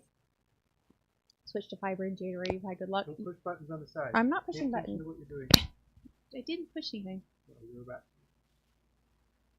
At the time, there was no one else that had fiber here other than this new company. I'm going to have to see if one of the big ones do because it is supposed to be better internet. This one just hasn't gotten their stuff together yet as far as company-wise goes, apparently. But anyways, talk to you guys next time. I'll give you back to John. Take your coconut. Bye, Rita. There you go.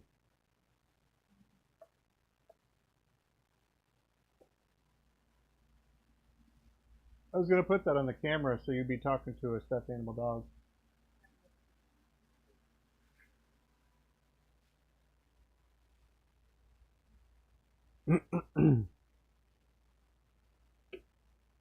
All right, back in the saddle, so to speak.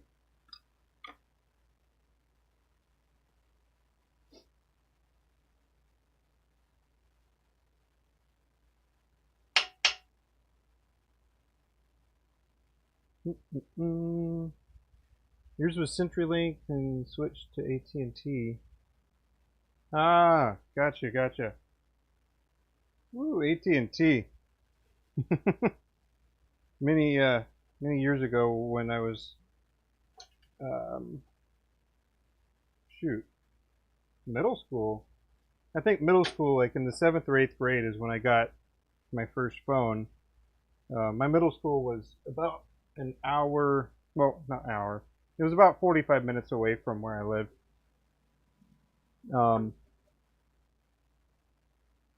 And we had Singular. So Singular was bought by AT&T.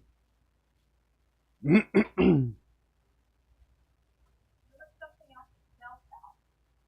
was different. Oh. That's why I know we ended up with AT&T as well, but and the reason we quit when we got left is because AT&T stopped out there. Yeah, AT&T didn't have very good coverage. No problem, right? Well, let's not get carried away. We have it. It wasn't perfect. Well, no, but coverage out there in the middle of nowhere wasn't It perfect. was way better. It's also 10+ years later at this point. Yeah. I'd mic you up, girl. What? I said I could mic you up too. No.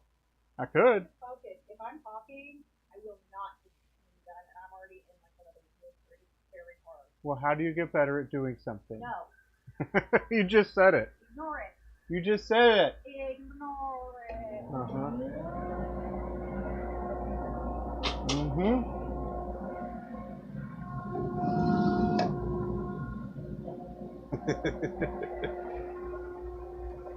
I mess with her. Mess with her sometimes.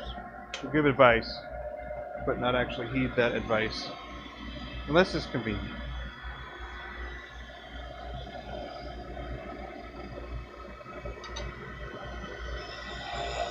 I mean, who doesn't do that?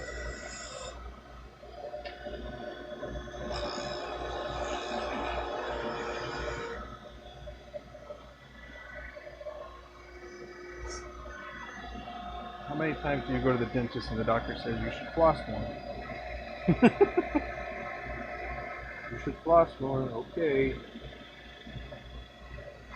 Or the best is when you go get like your annual physical or something from the doc and they're like, well, you should probably eat some more leafy greens or more protein or whatever it is, you know. All right.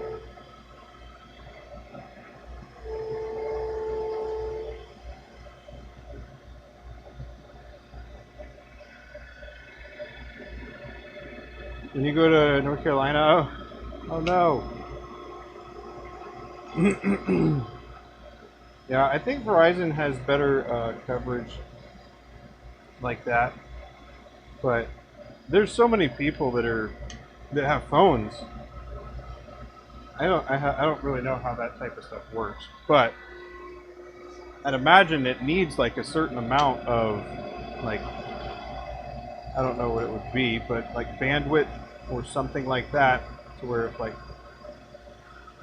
like minimal stress if 5 people are calling, but you know, loaded max load type of thing when 1,000 people are talking on the phone at the same time. Again, I don't really know how that works, but I assume that there's some sort of load that happens when you have a lot of things like that happening concurrently.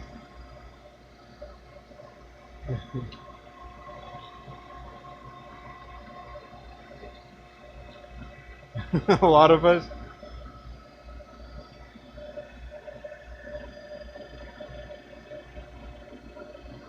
Yes. You should exercise more. You should look at your diet. You should do this and that. I know what I should do. And that's the other thing that I find kind of amusing too, is most people know what they should do. It's just, it's not something that you really want to do necessarily.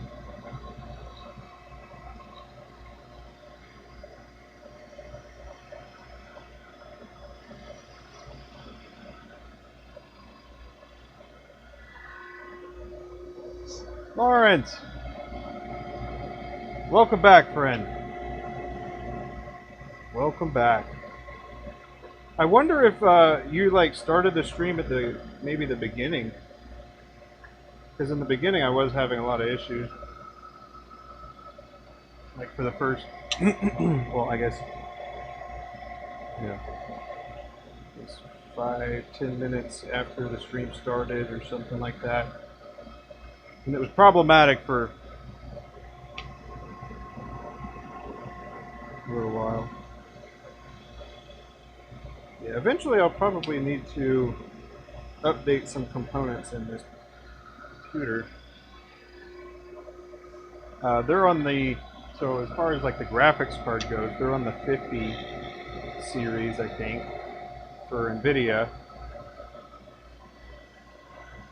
And I think even teasing the 60 series. But I'm on a 1050 Ti graphics card. Now the graphics card isn't the main thing. The CPU, it's a i7, but it's one of those budget ones. And something that I didn't know actually was the processors. They're, well, from my understanding, they're all made the same way. It's just some of them have more functioning cores than others, which is how they get to the different rating as far as like i5 or i3, I guess. i3, i5, i7, i9. So it's an interesting thing. Kind of weird. But I wonder what their target is.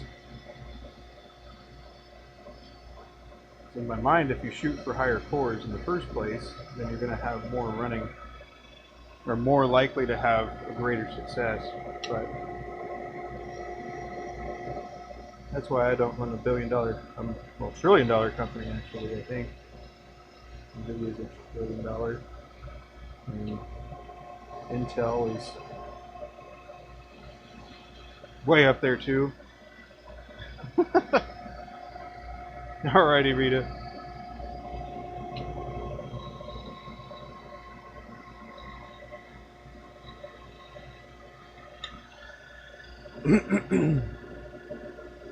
Yeah, I'm not sure either, Lawrence. I'm not sure either. I know enough to, I guess, know that it's there type of thing, but not enough to give valuable insight.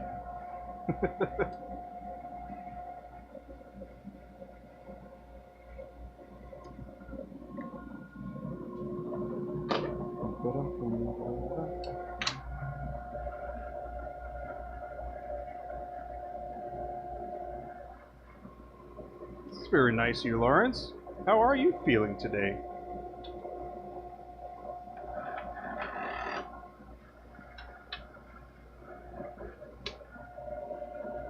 Have you done any of your scroll saw work lately?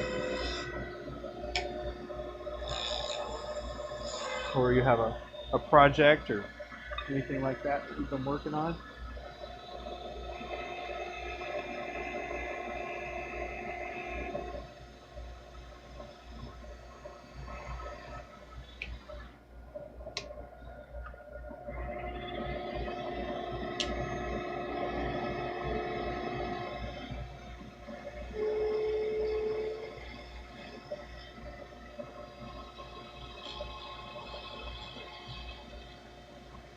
Better? That's good to hear.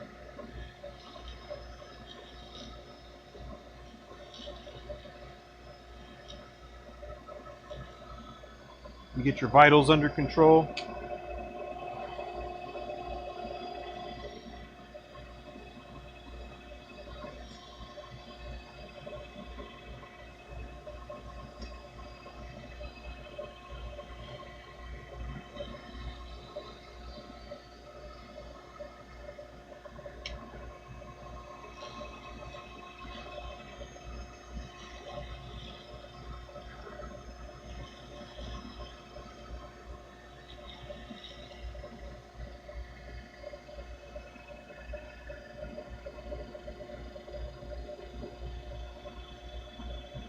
You cut two wolves that are going to have a mirror.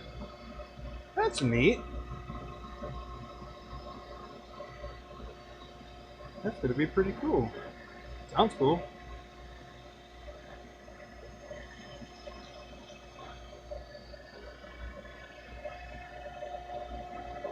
Ooh, an owl. Nice.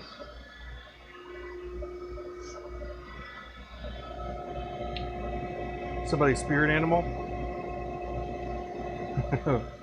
Wolves and owls?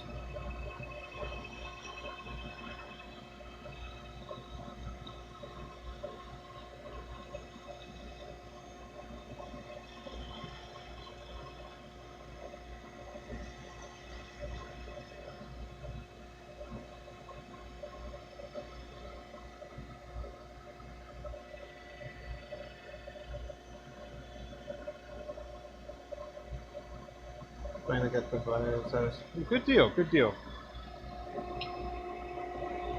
It is good to hear, sir.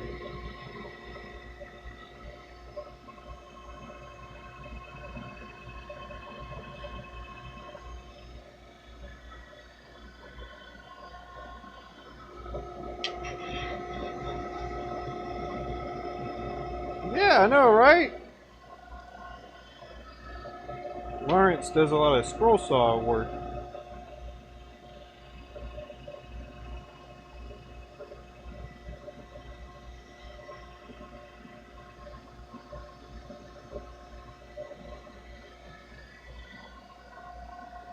People nowadays use lasers to cut it now. Cut those types of things.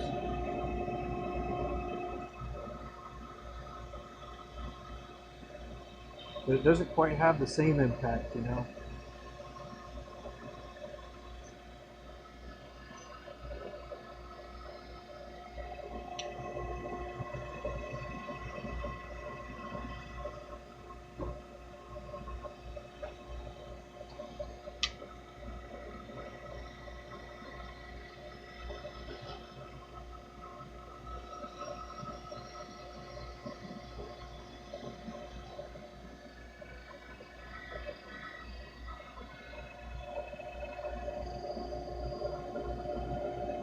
Dark green poplar, and the other one has some sapwood.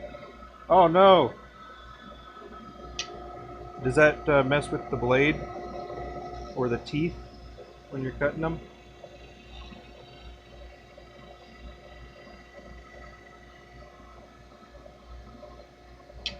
Oh yeah, laser or router. I've seen some pretty clever things done with a router.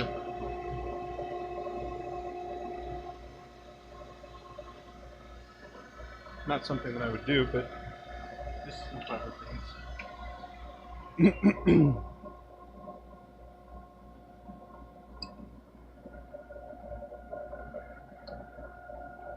Alright, all the minis are done. Woo! Alright, time for the regs. Time for the regulars.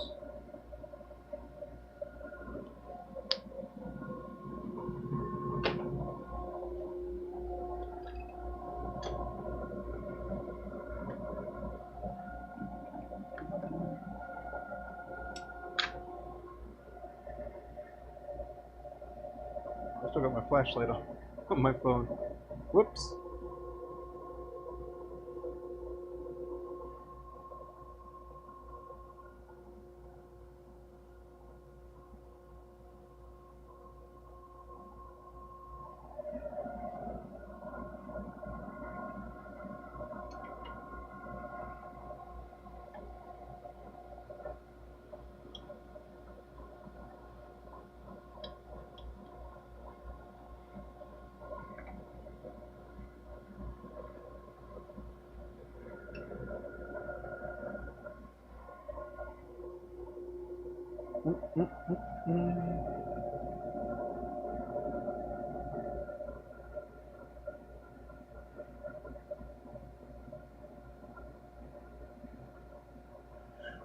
No, but the blades are considered consumables. I hear you on that. I've got some consumable blades myself.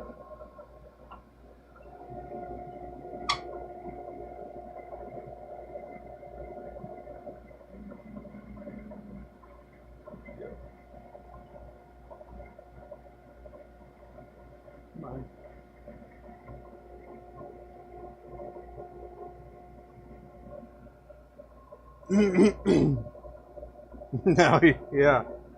Yeah.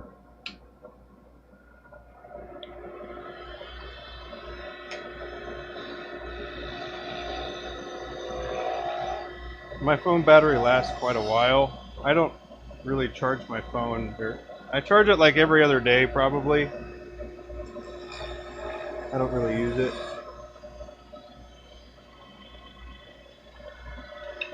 And my iPad is really what I use a lot because, like, I've got it on right now so I can see the chat.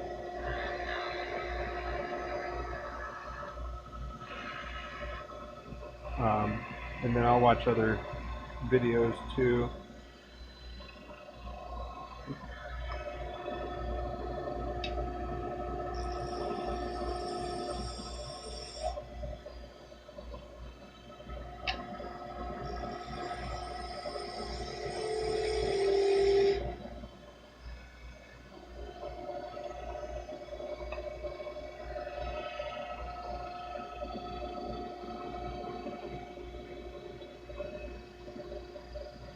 The laser burns the wood, yeah.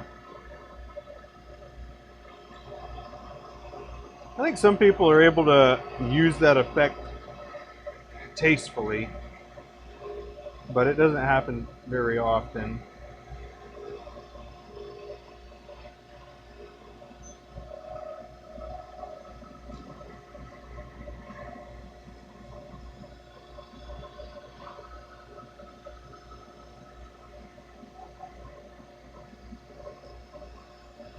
Yeah, I'd say a lot of these types of things, if you're doing it for I mean, I'm making diamond painting pins, and I also make fountain pens to sell, sure, but that's not why I started.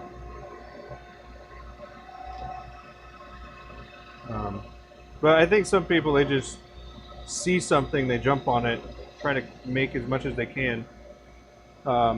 Get bored of it and then leave it behind. Even if the money is good. So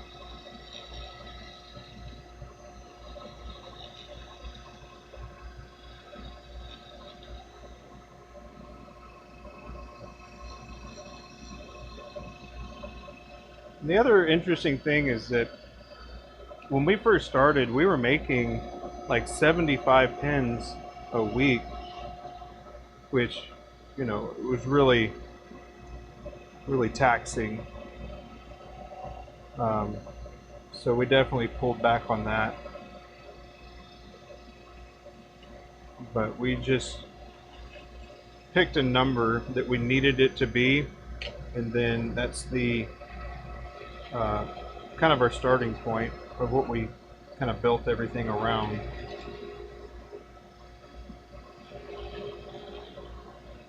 It's not necessarily business or legal advice. This is more of just saying how we viewed it and how we went on in having it be something that could sustain.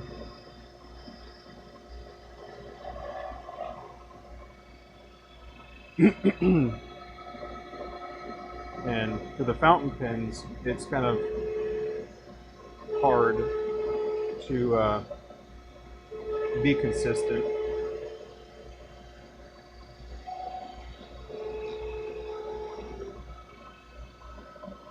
Vinny, how you doing, man?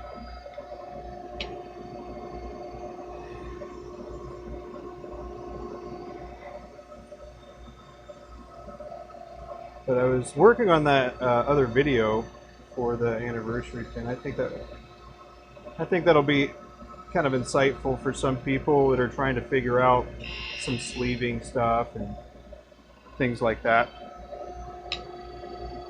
So it won't be like a tutorial. And I think that's one of my biggest things as far as YouTube goes is everybody, in my mind, people go to YouTube to learn how to do something.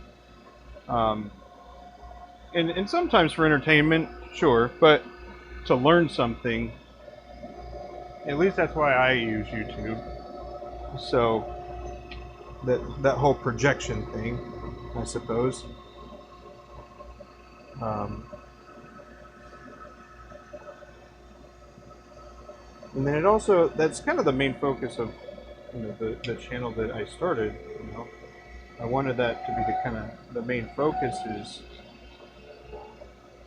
educating, and then little tutorials, but there's definitely a significant part of that that feels weird, as far as like, hey, you should get this tool. I don't like the idea of that. Like, I'll recommend Illumilite because it's great for turning, but you know, if you're doing other kinds of resin stuff and you're not turning it, then there's other, that advice won't be very good for you. I don't know. I just try to be, I guess, as transparent as possible.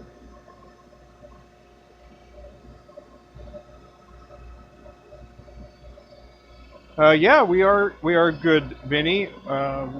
Kids are doing their EOGs this week, so that's nice.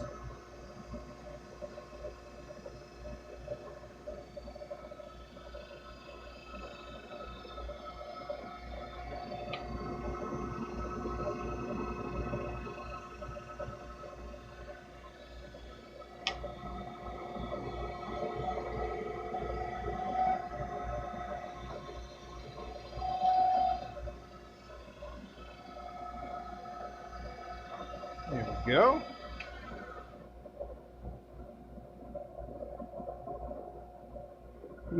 You know, one of the other early projects that we were asked to do, and this is like when I was getting kind of comfortable turning diamond painting pins. So, relatively early on, somebody asked if we could do a fairy hair handle. And I said, what? I don't know what that is. But they wanted our blank on a fairy hair handle. And the reason I mentioned that is because when Abby was on, I was looking in my drawers, just, I don't know, kind of doing a basic inventory type of thing. But if you don't know, this is a fairy hair handle. So there is a latch on the top of this, come out. And it wouldn't be that hard to make a handle for it, but at the time I didn't know enough well, yeah, that's basically, I didn't know enough at the time. But there's just a little latch right here that you grab like a strand of hair, and then you put a little like a long stream glitter string in it, and then you close the latch, and then you kind of wrap the hair around, you do a little knot, and then you pull it out, and it ties it to that strand of hair. And the funniest, well, yeah, looking back, I could have figured it out, but I just didn't. That was also in my time of like needing to focus more on one thing.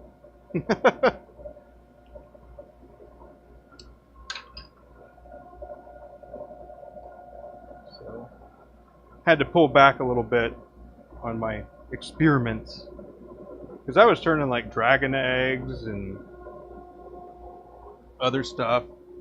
Like, I've still got one of my dragon eggs out here. This one, don't make fun of me too much, okay? But so this is burl, and then we casted it in a cup, right? And then I didn't think about this part here, like this whole back part. That like shouldn't be there, because that's where the burl is, and yeah, it would look nicer if it was all this. So I've left it out here because I'll probably end up fixing that thing.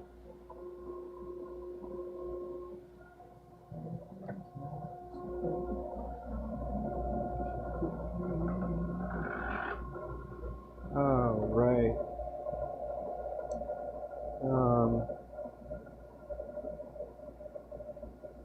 All right, Lawrence. It's good to see you. I'll see you around, man. Take care. What is the one thing you would say a beginner should concentrate on?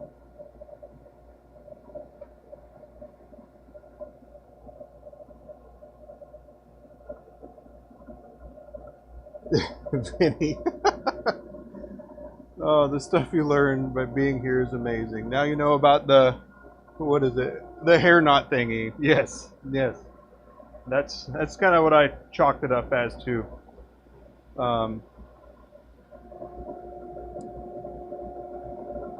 What do they use the fairy hair knotter thingy for? Oh, you're gonna make me do it, aren't you? Go make me do it. I didn't know we were gonna do this. But let me answer your other question first. What's the thing? What is the one thing you would say a beginner should concentrate on? I guess I'll kind of preface it with this. It kind of depends on where you are at the beginning. Like, are you at the very beginning where you're just learning how to turn, or you're familiar with turning, and now it is an exploration phase? Because I think the exploration phase, you should try to turn everything, anything that you can, and find what makes you happy. I think that's one of the main things. Like, find what gets you excited about turning. For me, it's like trying to combine all different elements of things together and bring a thought into something. So I think that would be pretty valuable to determine what it is that you want to do. A lot of people, they start turning because they see people making bowls and stuff like that.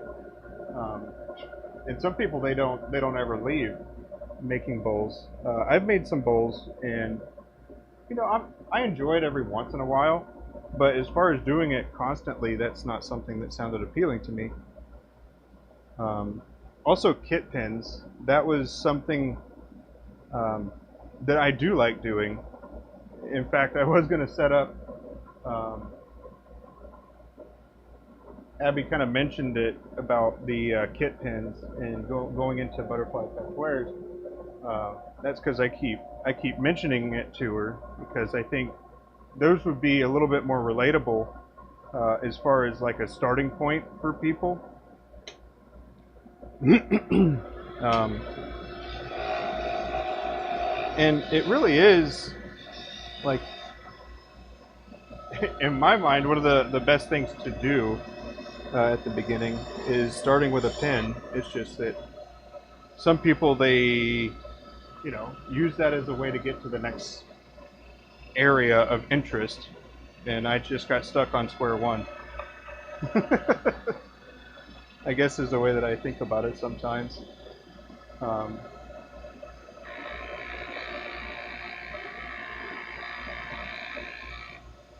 so if I could say one thing,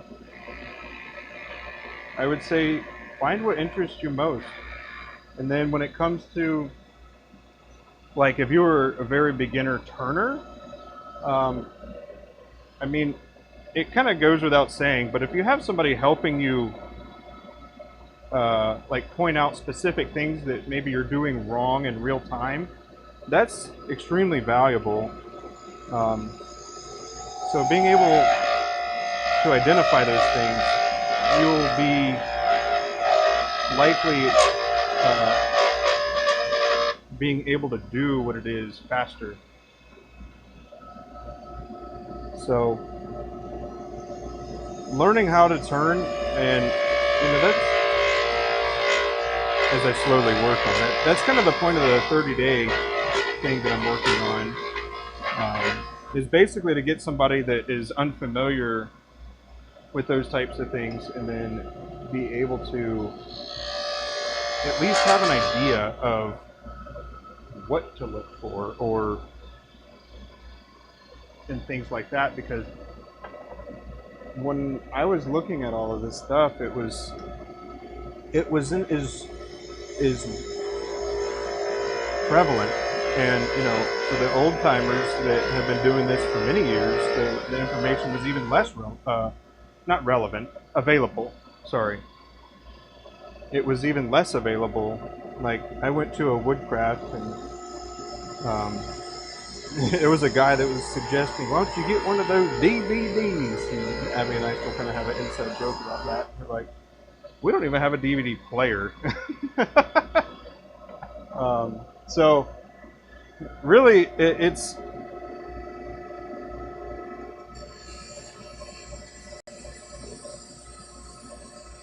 depends on the person as far as the specific advice that I give, honestly. It depends on where you're at in your turning, and it would also depend on what your intent was. I know that there's meetups and stuff in a lot of cities that have like a turner's demonstration, but when I went to the demonstration, I mean, I walked out of there thinking that I could do that too, and sure enough I could. But why? Why do I feel that way? And I did it. So it's, why was I able to do it is really the question I ask myself, because I try to think about it from when I didn't know anything.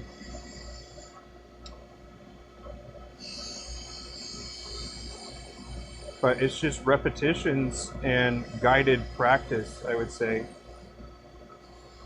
Like,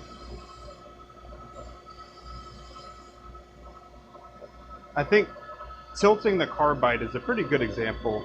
Like, there's a flat surface, right?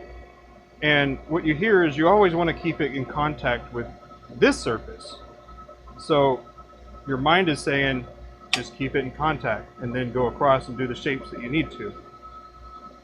It's not until somebody points it out or says, hey, this could help by doing it this way, that you're like, huh, I didn't think of that, or I'm not confident doing that, or whatever it is. But If you think it'll work, try it. If it doesn't work, it's a bad idea. Move on to the next one. Like, that's really what it was for me, is I would just try different ideas.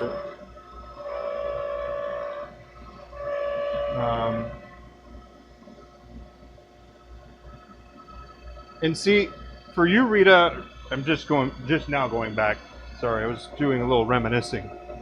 Beginner only. Watch videos, turn a couple DP pins, but not happy with them.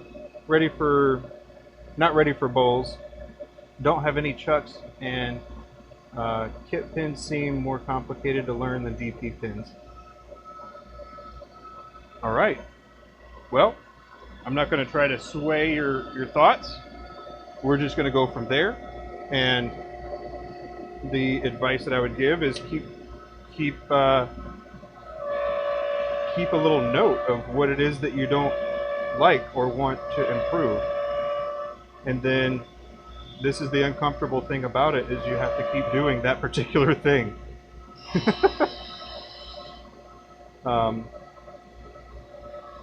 So if it's like the surface from the tool, and you know that it's possible, you have to keep trying to get that surface correct. If it's the sanding and finishing, then it is, a different problem, but the same thing applies. You'll have to line up a whole bunch of things that are ready to be sanded, and then make some time for you to just troubleshoot your problems as you go. One of the things I think is unique about this particular thing is that there's no right or wrong way to do it. However, when you get to like the end part, you want it to look good, and so that it's really the details that people kind of seem to overlook. So, like, I could probably shave off turning these substantially if I just roughed them out. But because I'm trying to get as smooth of a surface as possible to make it easier on Abby, it takes me quite a bit longer to turn them, because I want all the surfaces smooth and uniform.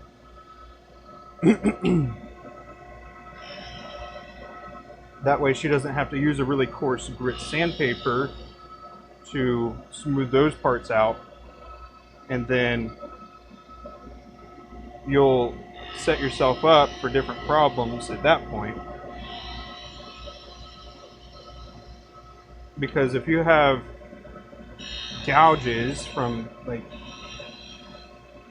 sandpaper using too coarse of a grit, and you don't use the next grit to get those gone, it'll be there until you get to the finish, and then you'll be like, dang it, now I got to go back and start all over again, because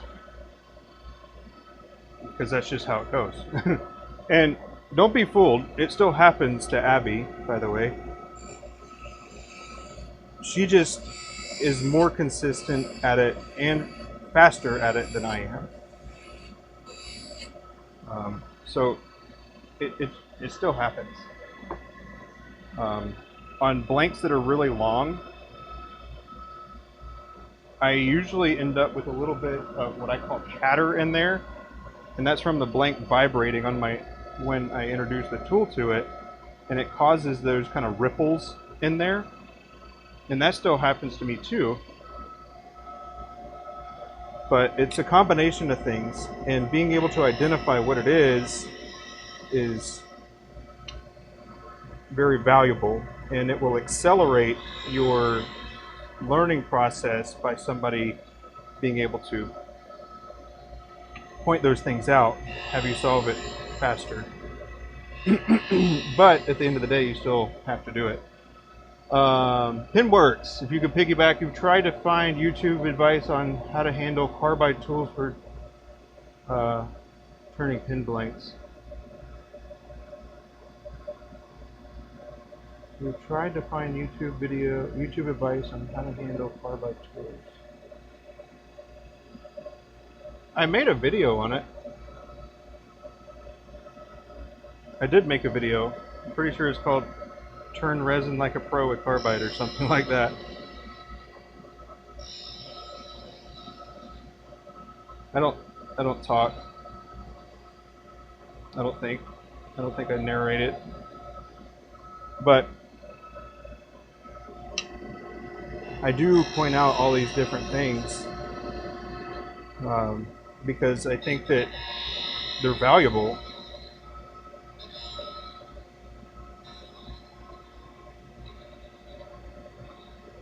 Like, the versatility in the particular tools is pretty crazy. Once you, like this spot right here, it's a little flat and I don't like it, so I need to go in. Usually I'll use my small one. Right? I'll use my really small fine point, but this one can serve the same purpose. I can get a fine point. I'll tilt it and then find the angle and then just be mindful of the other side of it. And so we're going to try to smooth that out. And just like that, knock that corner off.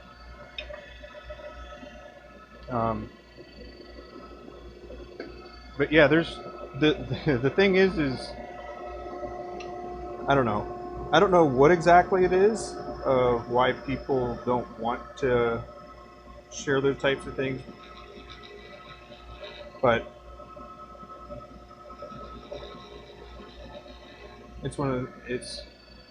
if you use carbide often, I would say it's worthwhile to spend time and make mistakes. Even if they cost blanks, really, because that's just how you learn. You have to make mistakes. It's just I've made a lot of them. That's really, in my mind, what it boils down to. I've made more mistakes than other people.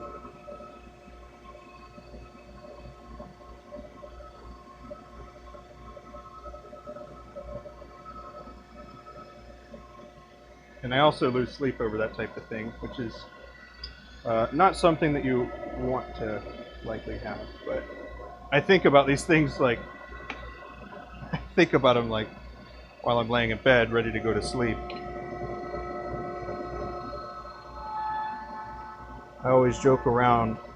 I've got kids, so I've seen Kung Fu Panda, and so I always joke around that I've had the noodle dream.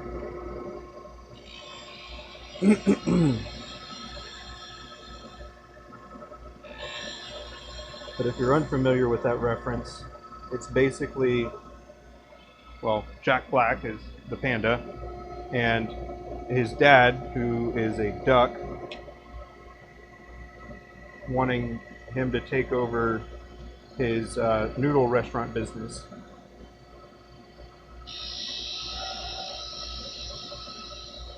But anyway, it's just a little...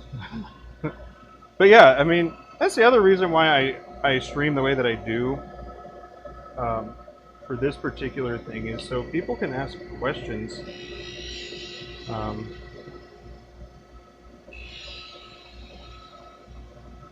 think it's valuable. I personally feel like it's valuable to at least be available and then be able to demonstrate and or replicate the scenario or issue.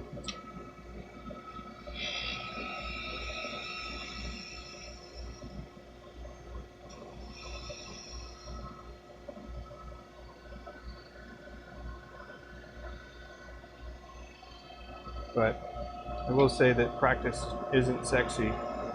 That's what it is. Practice isn't sexy. It just, I guess I should probably rephrase that. It's not as appealing watching people practice.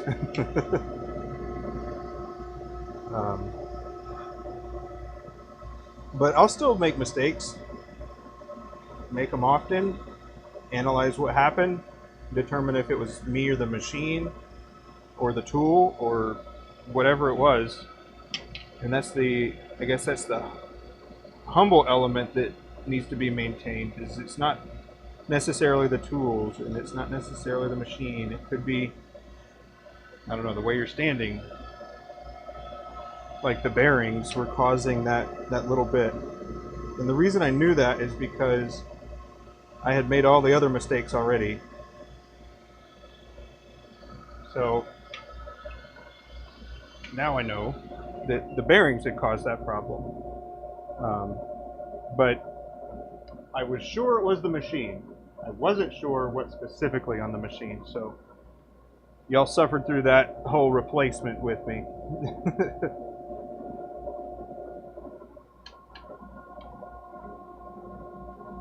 But I will say consistency is, not only is it important for like if you do happen to try and sell anything, but it's also important when you're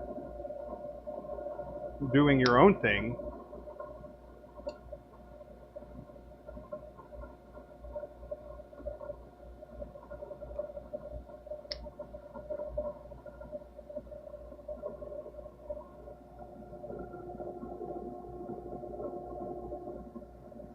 You got the list of, it is nice to ask questions. You got the list of this month's classes at the woodworking store this month.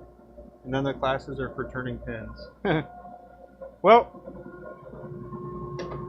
what would you want in a pin turning class? Should I do a private class?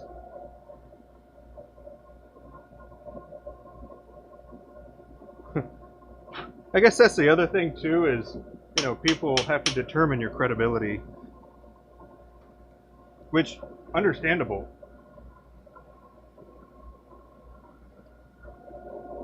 I know more than some, but not the most. So,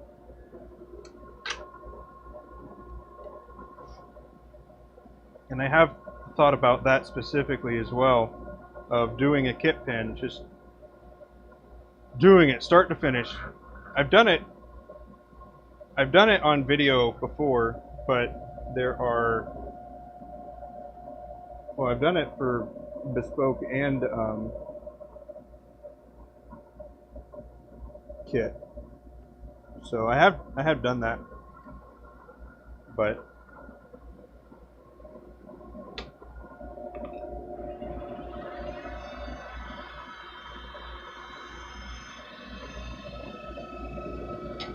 I think there's something to be said about it happening live or in person type of thing. To me, it just feels like you're more in the moment, even more in the moment.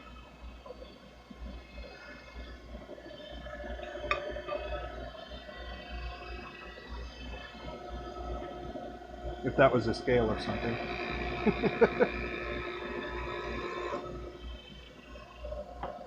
But pin making is, I did do it on a live one time, and I actually messed it up. I've actually done it a few times. I can show you the ones that I did. So these are the ones that I did on a live. Yep. So these are actually the exact same kit, believe it or not. So we'll start with this one. This is the most familiar, most likely. A slim line, it matches up, it meets, but I messed it up down here. I heated it up too much, and it caused it to break. I got it too thin, or it messed. I don't remember exactly what happened, but this bottom blank actually stops right here, and so I had to do a little fix for this last little part for it to work how it's supposed to. And the big thing for me personally is that sticking out how it should be. If not, I didn't do a good job. So I like the fit, I like the finish, and this part here. But I would never sell this one because of that, even if I sold slim lines.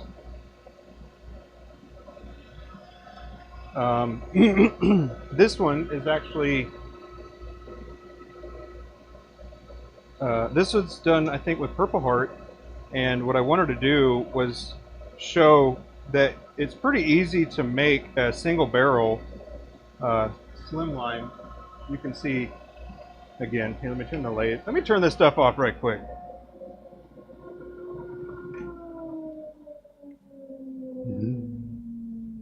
You're venturing into what I am passionate about, so I want to give it good justice here. But yeah, so where they stick out, I think, is really important. They shouldn't be too stubby, and they also shouldn't be way out there either. Those things bother me. Probably more than they should, but and should also retract all the way inside. But this is the single barrel slimline. I'm pretty sure I saw Bob from RJB Woodworks do those. He's a great guy too, by the way. If you haven't checked out his stuff, he does a lot of pen making stuff for kit specifically. But this is how this one's made. So basically, all of this stuff gets pressed together. The only part that gets glued in is the brass tube that's basically on this side. Everything else is already done except for this side and the brass tube. So only one side gets glued in. That way this can come out.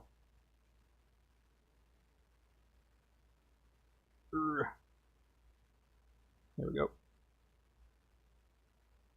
But a really, really cool take on this. And see, those are the types of things that really fascinate me. I like people's various takes on something that is already around. But yeah, Purple Heart, and this is crap, what's this one called? Black prismatic pearl. That's what it is. This is a black prismatic pearl. This one's done from a square too, by the way. So that's why it has a different look.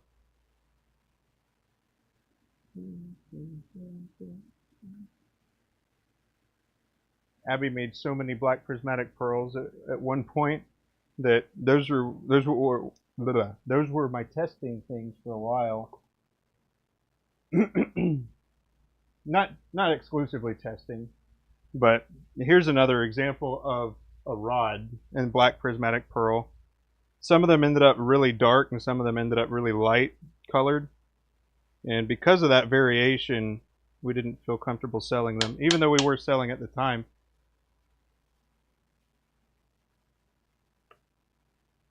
But yeah. And it's something that we haven't completely closed the door on. But that's obviously not a decision I make. That's something that's entirely up to her. Here's what that block started out as. Looked kind of like this, but you can see how dark this one is. I cut it from the other side, which was a little lighter.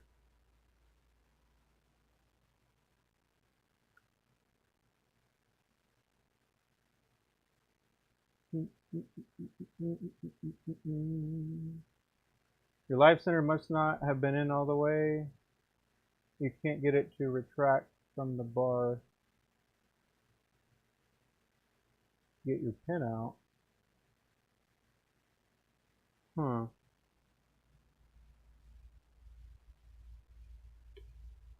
Your live center must have been in all the way.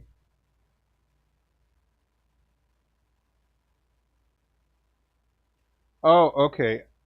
Are you talking about the tailstock support where you put it into the back end? Kind of like, so it kind of looked like this.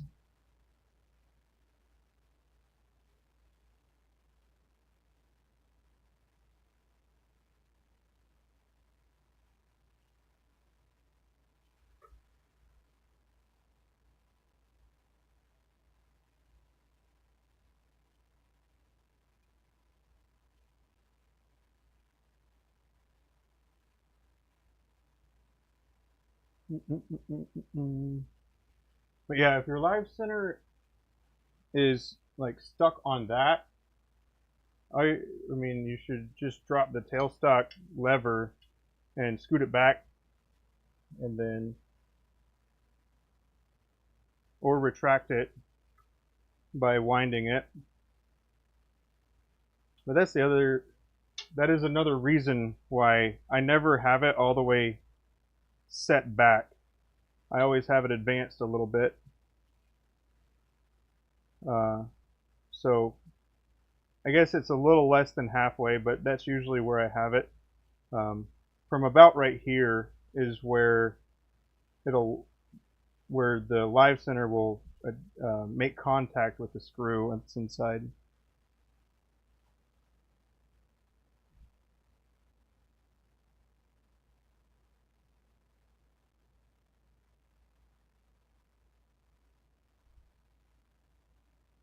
Hey, there you go, Mary. See? Problem solving.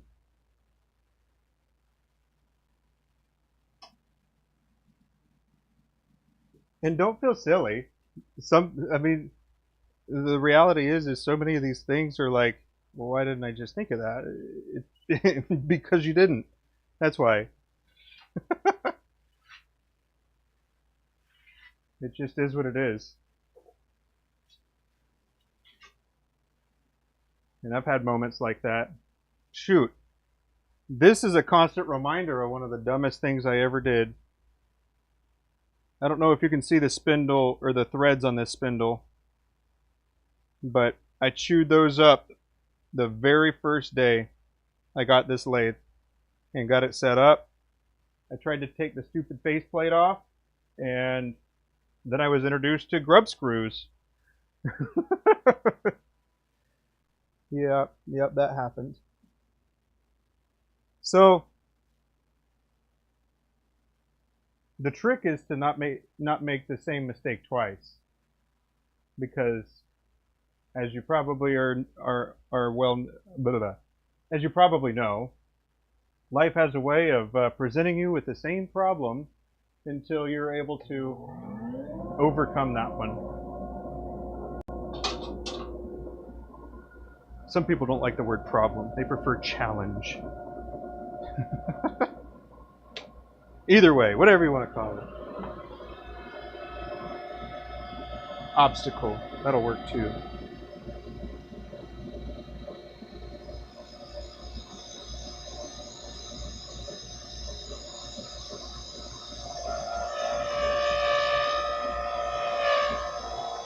Personally, I think of them as opportunities.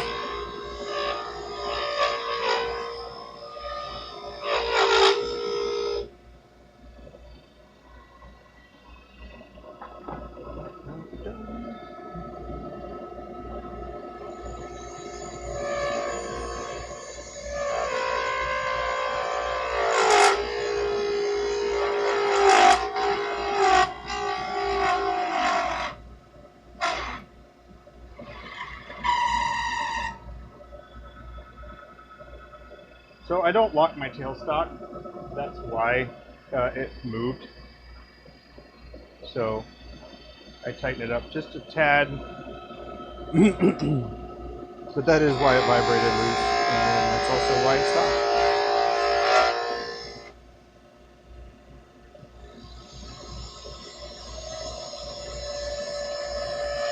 Because it's not perfectly round yet either. I doubt you're able to see that, but I'm sure you have seen in some of my other ones that they're a little offset because the holes aren't drilled perfectly in the center.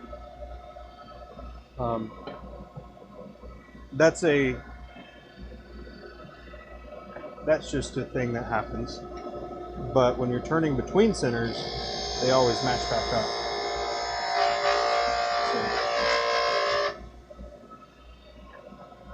One of the cool things about it, I guess.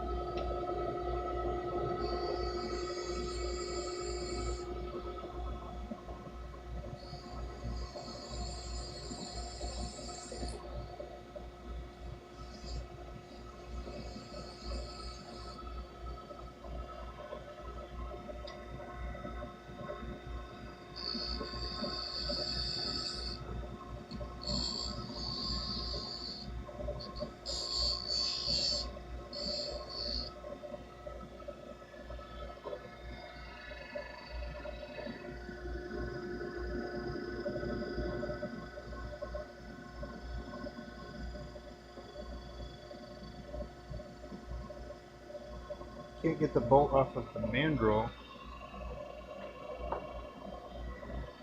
The mandrel should be like locked in.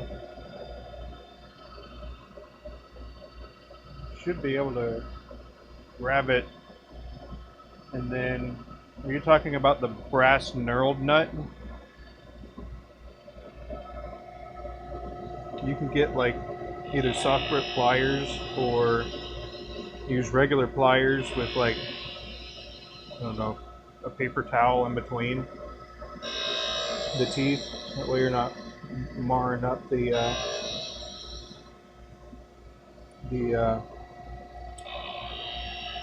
knurls.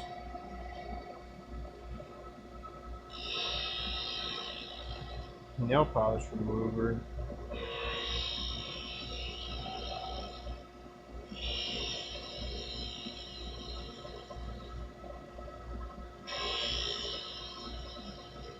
I haven't tried nail polish remover. Let me know how that goes.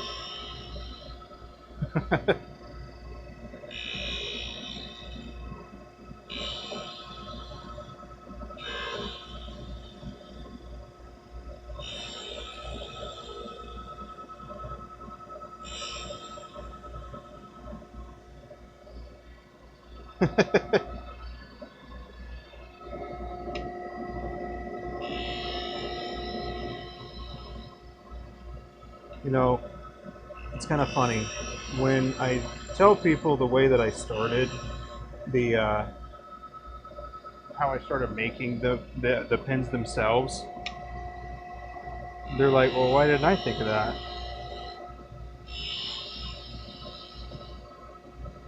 And what I used to use was a bolt. So because I was starting as thrifty as possible, and then working on my sequence of making pins, I used to use bolts to as my mandrels. And then when I didn't know about bushings, I used to use thread finders. So they're like this. These are thread finders. So these are threaded, and they're basically to figure out what the threads are for when you're trying to figure it out. Usually these come on like a big chain. So I've got quite a few more here. But this one is 7/16 by 14. So that tells me that, well, it just tells me the threads and the pitch and stuff, which is good information to know, but it wasn't, I didn't need them for that. I used them as a way to hold my work. Same thing with using my tap. You know, because I did that, that's how I thought of doing the using my tap as my mandrel in a pinch, right? That shouldn't be your go-to, but it can work until you determine what it is or how you want it to do what it is that you're doing. It's not a good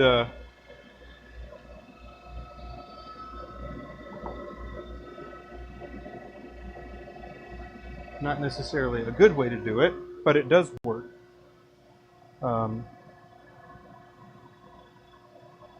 Because I don't make mandrels myself, I outsource that sort of thing.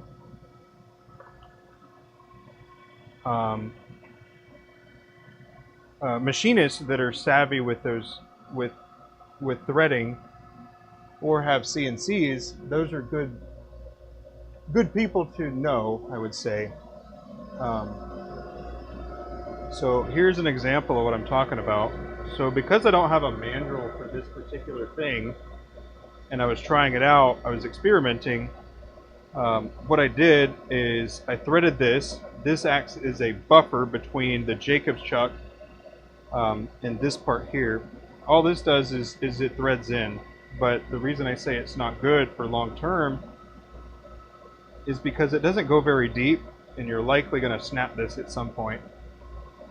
Or you're going to end up going deeper, but it's a stop. So it goes in, goes like that, and then I'll turn this until I haven't threaded it anymore. So it's probably about here. And then this is the stopper that I use, and then I'll just crank that towards it. And so it shouldn't go past this, but internally it's not supported. So you're putting a lot of stress on this thin area right here when you're turning. Which again is why I say it's not a good way to do it like forever. But when trying things out, it's a quick way to go ahead and see if you can even do it in the first place.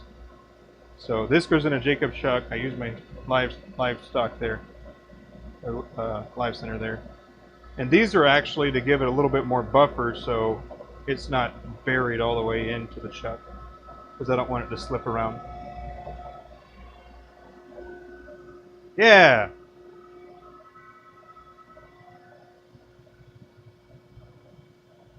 And Brian, you know a guy? I know a guy. We're like a match made right here.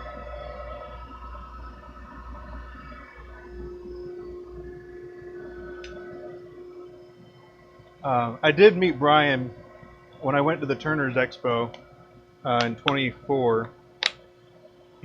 I came across that shirt today, actually, but it didn't have a breast pocket, so I didn't wear it. The only reason I needed a pocket on my chest is for my microphone.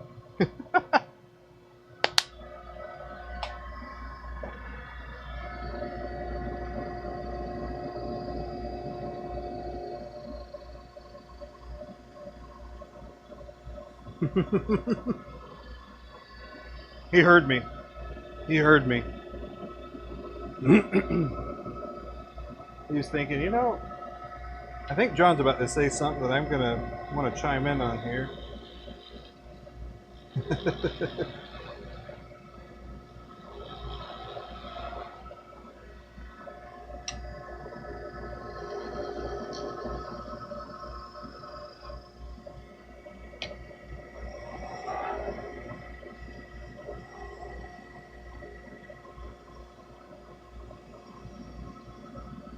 Hey, that's awesome, man. I appreciate you. I gotta get you to send me over that invoice too, at your earliest convenience. I will then forward it to Abby and she will pay it.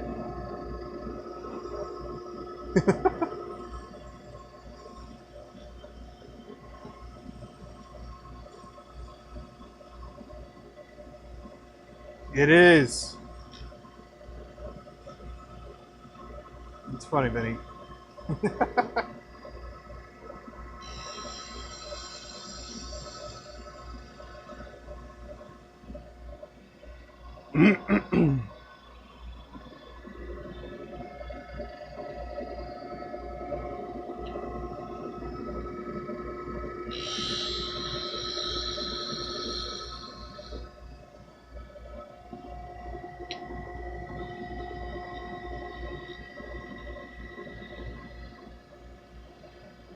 All right, Brian.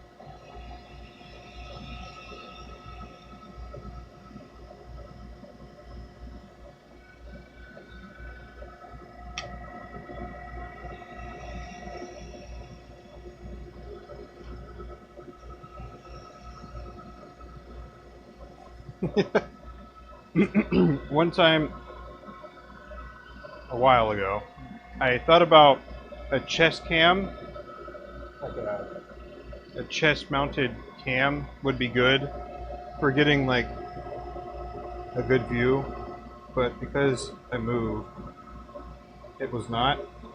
And then I thought a helmet cam might be good, and it also was not. So this cam right here is kind of like the best over-the-shoulder view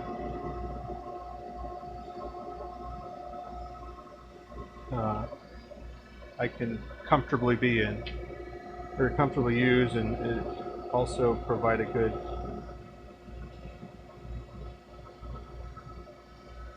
it's far enough away to where it doesn't bother me. And it also gives a good point of view.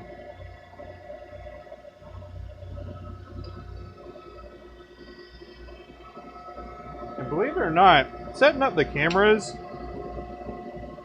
I can't tell you how weird it was trying to figure out where I was going to put them.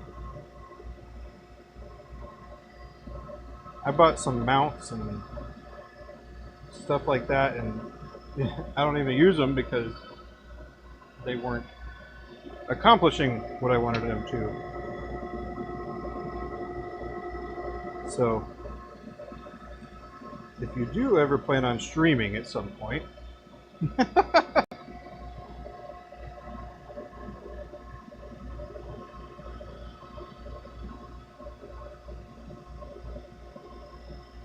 it's one of those things that you don't really think about. You're like, yeah, I'm going to stream. You don't actually think about the details of where is that camera going to go.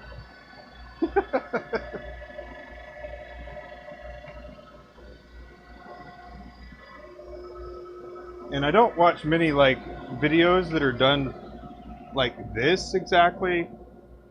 Like this cam here. I kind of, when I watch people on Twitch sometimes, that's how they have like a little, they have a multicam. But it's like, what can I do with the other one? But yeah, finding a position for it, it's a lot harder than you would think. You want it there, but not in the way.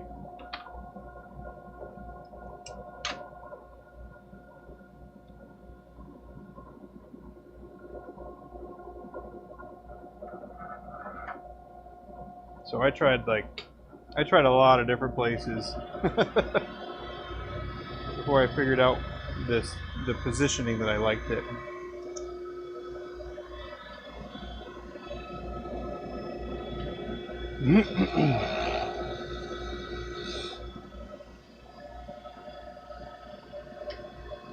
But I probably delayed my discovery by trying to do horizontal and vertical at the same time. I definitely didn't need to do that, but that was my initial intent. But now I know those positions, and now I just stream in horizontal for the most part. I'll sometimes go landscape or vertical, but it'll be both. It'll be the same cameras.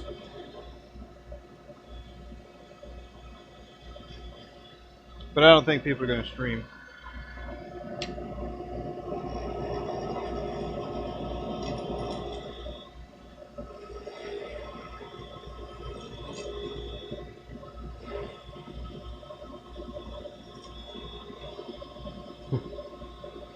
You solve enough problems.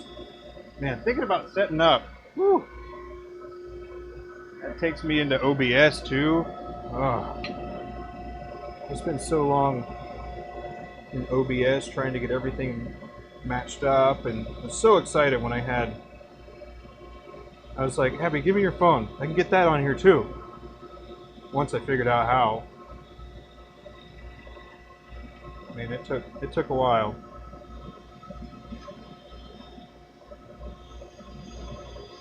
And people get motion sick.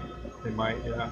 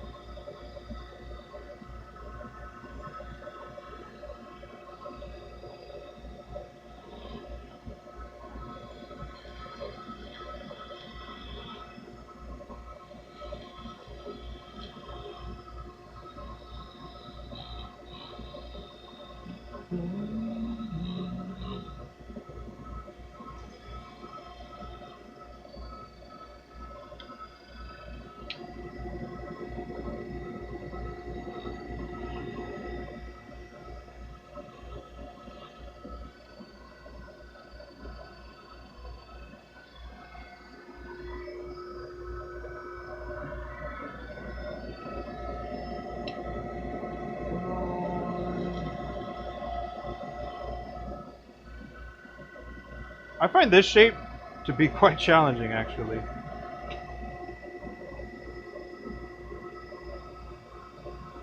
It's kind of a long taper, and then you always want the bump in the middle, and then it looks a little thinner on one side, you know, kind of in the arch right there. So you got to taper it until you get to that point, and then go back up.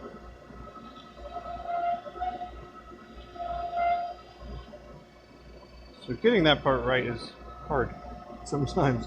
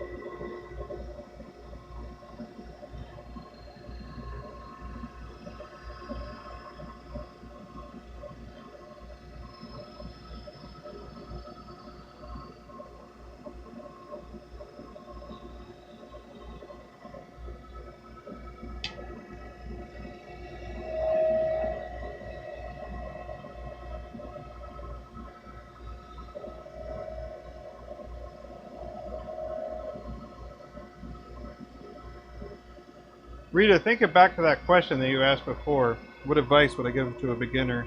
I'm not sure if I actually answered it.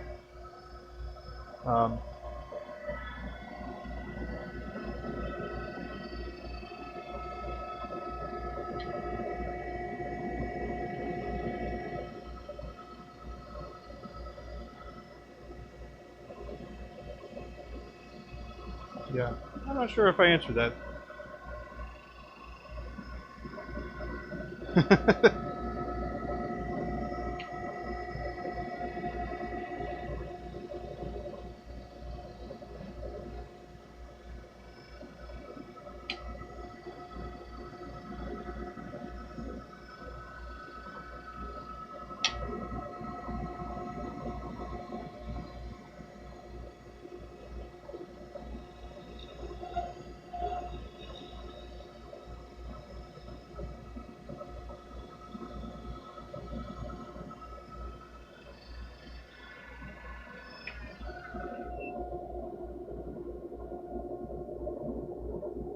There is a part of the outside of the blank, so I didn't go far enough.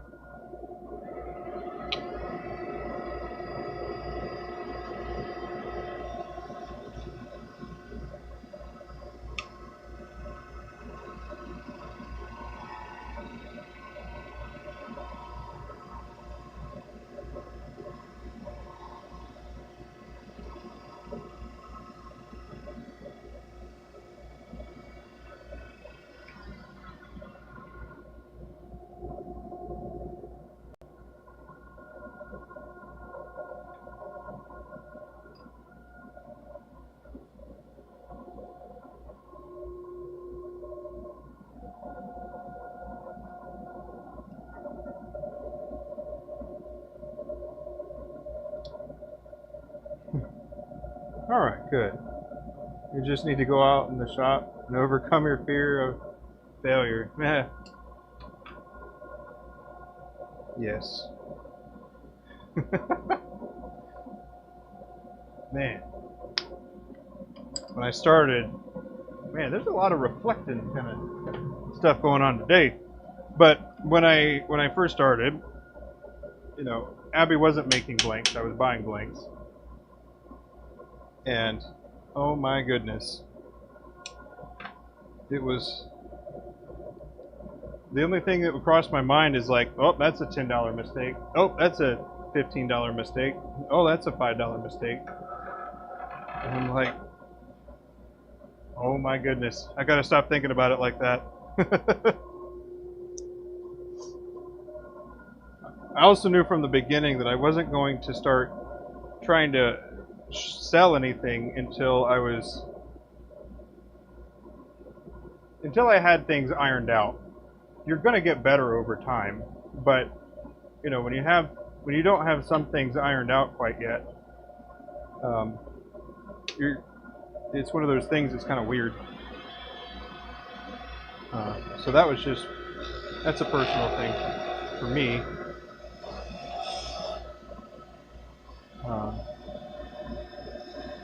But yeah, it was, that's why I started buying wood the way that I did, and then just cutting it. I bought like lumber, but plywood doesn't do well. That's not a good thing to test on, really. Although I did turn a piece of plywood. I've got it somewhere. It's just a recipe for a lot of frustration.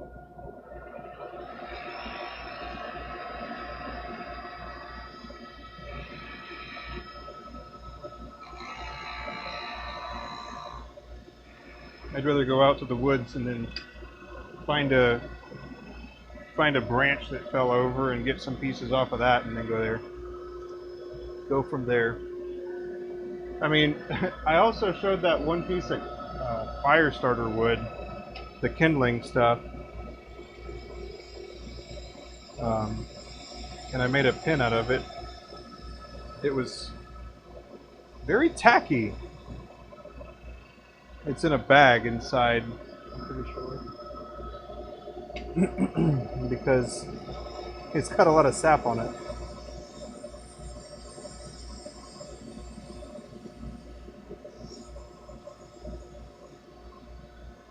That's a pressure you don't have. You don't plan to sell. You just want to make them for yourself and your friends. Right on. Well, that's awesome. So the pressure's really low, and if it, if it happens to become more, then hey, it happened naturally.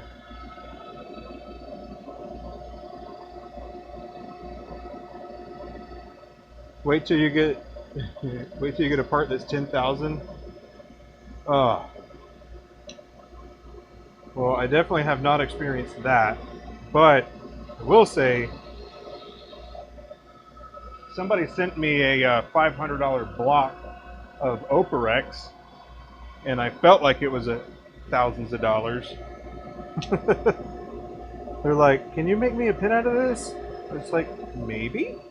I don't know. Well, I'll buy it and send it to you, and you see what you can do with it. I said, I want to let you know that it might end up as nothing, except noodles. I might end up breaking it completely. I said, that's all right. And, it didn't really make me feel better necessarily, but at least her expectations were where I wanted them to be. Because I didn't want to mess that up. And if you're not familiar with Operex, that's what she sent me. It was enough for 2 pins. Yeah. So you end up with a block that looks like this. Or you start with a block that looks like this. This is only enough. Well, this is actually a much smaller. The block that she sent me was about this big. So this big and then the same length. One of my biggest frustrations was it was rounded like this. I hated that. But yeah, this material is very expensive. Pretty sure this piece right here was, I don't know, 75 to 100 bucks.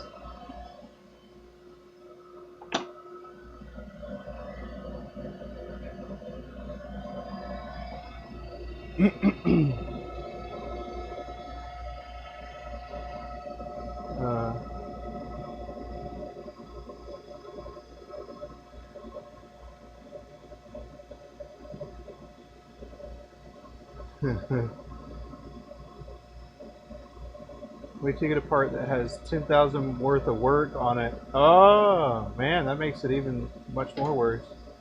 The last one to machine a feature on it. I feel that way about lasering. So again, not 10,000, but when I do the lasering on it, and I do them one at a time when I laser the nibs. I do them one at a time, but each mistake is like, you know, $25 is the way that I think about it. 25 bucks, something like that. But we buy them.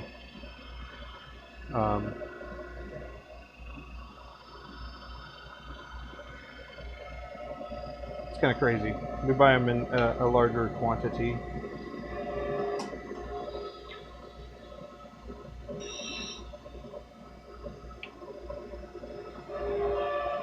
And if it ends up offset, it ends up as one of my testers or ends up on one of the tester pins. It doesn't go to a person.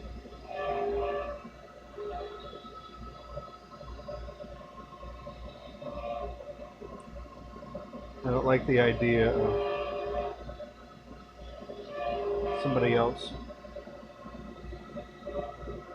I guess, kind of taking ownership of my mistake.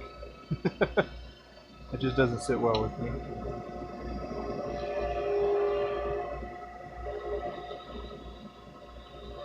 And then I also leave other jobs to people that are much better at it than I am.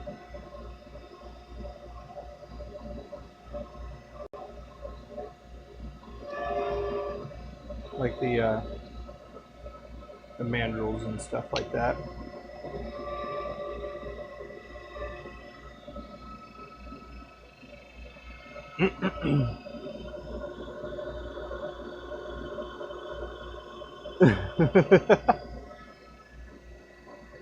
But I mean, I think it's important to point out, I'm not trying to take away from you, Brian, at all. I think it's important to point out that that's not where you began, you know? Or is it? Did they just throw you into the deep end? So,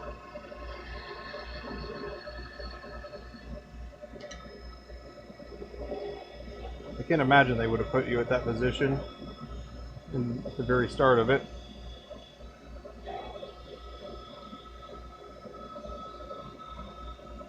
But that is crazy. And I think perspective is also really interesting from person to person.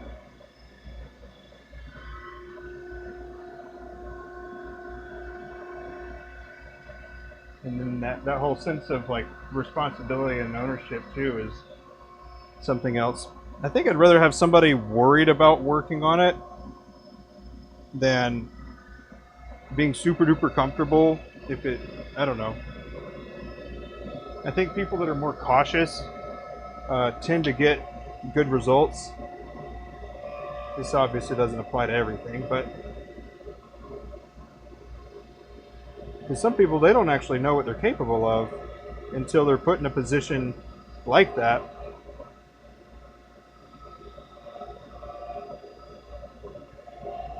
So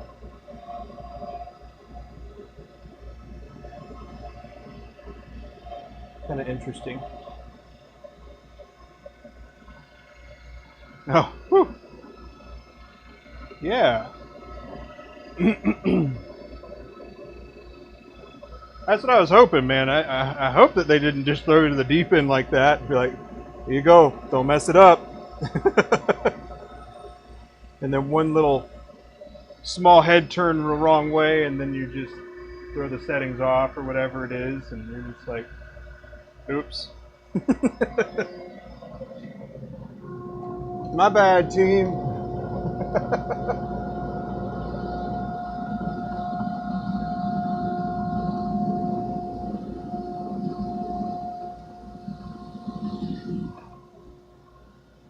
You got to start over.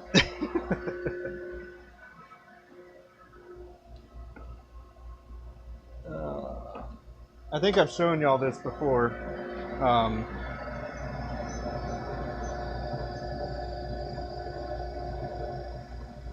It'll make you double check your program. Oh man, yeah. I can imagine. Like if I'm doing any custom turning, I'll have Abby make multiple of the same thing. Yeah.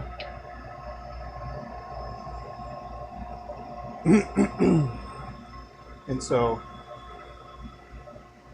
that was kind of my fail-safe. Now, I can't say that I've actually messed anything up, but I always had an extra one if I did. For Gerald's pin, I don't know if he's still here, but for Gerald's pin, the threads I was making on it, I used a drill bit that was good for ebonite, but not good for resin. Resin needs to be a little tighter, so just a touch smaller to actually get the threads correct.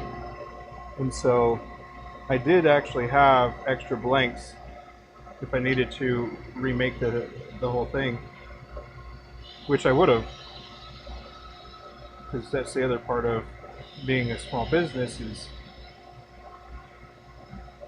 anyway, I don't want to derail into the small business aspect of it, but it's just, in my mind, it's the right thing to do.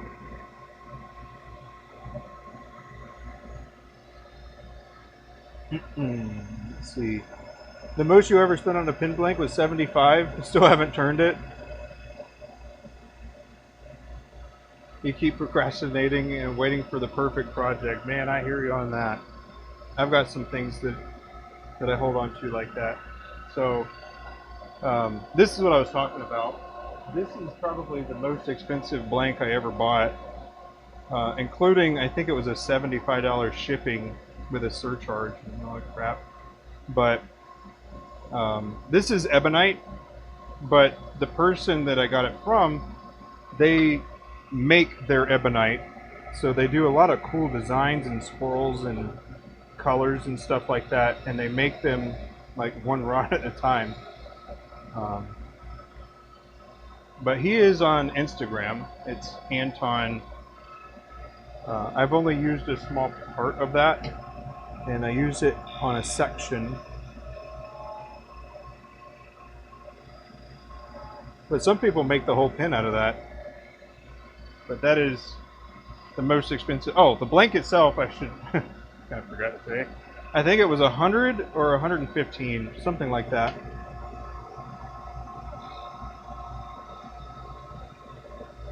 But I've never seen anybody else able to do that, or that does that, I mean. I've gone through Nico ebonite before. That's how I got all the ebonite rods that I currently have. But they're black. They're just black. Because they're only intended to be sleeves.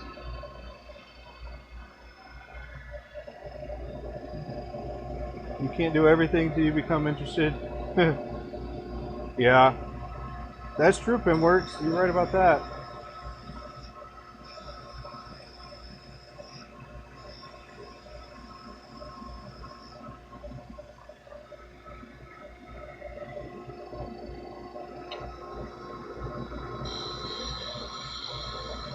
And the other weird thing about that is,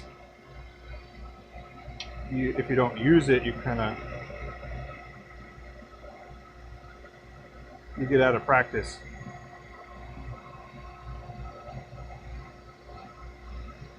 So it's another one of those types of things too.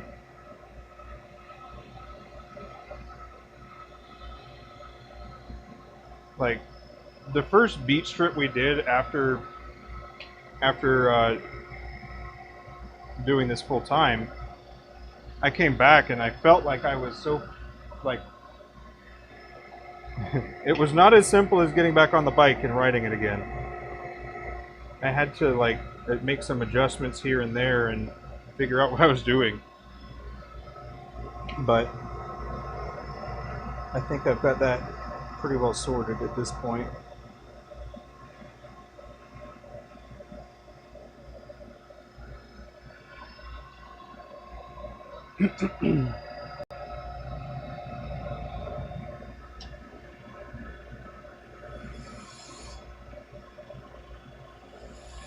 But the other thing I want to point out too is I think pushing yourself to do things that are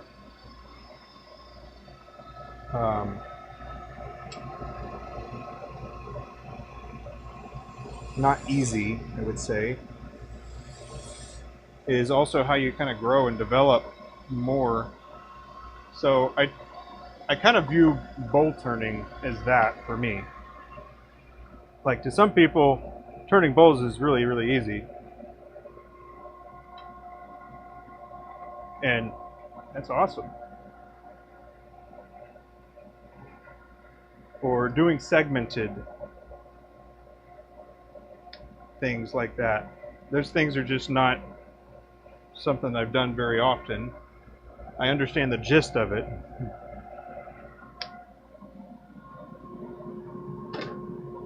But I wouldn't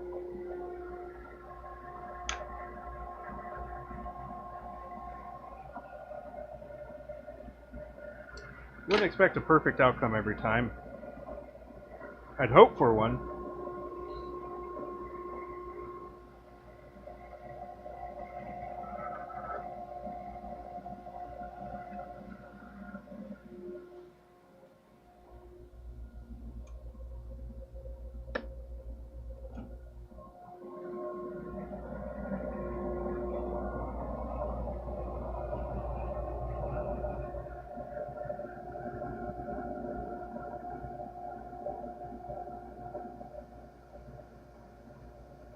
You've been doing this for a long time. You still get nervous sometimes? I believe it. I believe it.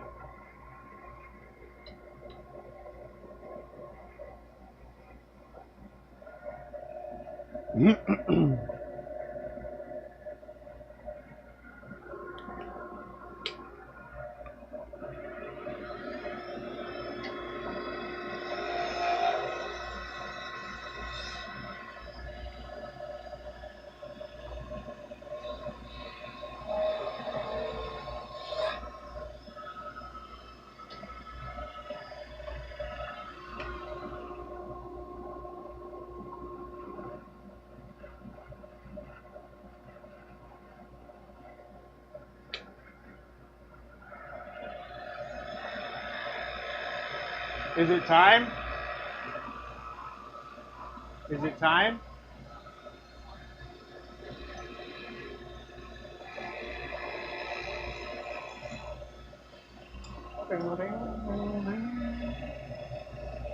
All you can say about segmenting is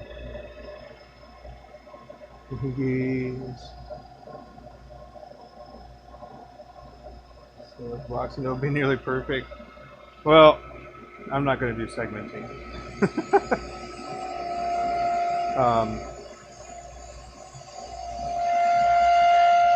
Like, I guess here's another one of the things that I think about, and this is probably to my own detriment kind of thing, but when I think about doing something, I think about doing it the best. And it wasn't until I changed the to my is when I finally became a little happier about things. Because like when I was watching YouTube videos, I would look at people like Oliver Gomez and the stuff that if you haven't heard of Oliver Gomez, he's actually a pretty entertaining. He does really good videos and he does really good work.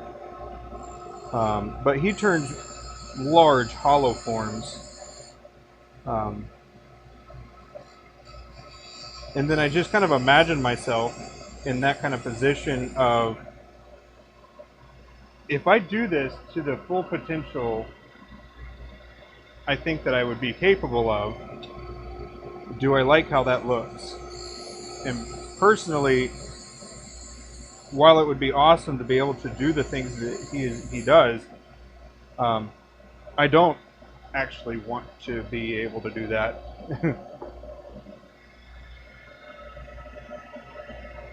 but his work is incredible, and you know, I'm glad that there are people like him that has pushed that his craft as far as he has. Those are the types of people I find very impressive. But I don't think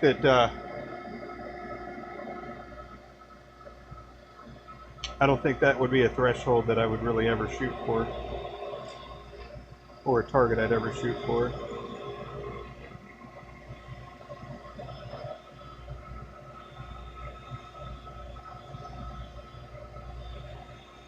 But he definitely was a pretty...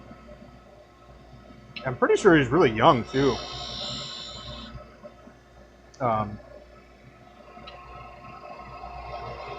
Andy Phillip, also, he was... I haven't watched his stuff recently, but he used to be very innovative. I don't know how innovative he is now, or if he's just moved like all the way into YouTube or what. I don't keep up with him that closely. Another person would be Blacktail Studio, the guy that narrates over his videos and stuff, and people are like, I wish you'd stop narrating. He's another cool guy. He makes tables. I should have mentioned that before, but he makes tables. Those are the types of things that I watch. I watch adjacent sort of things.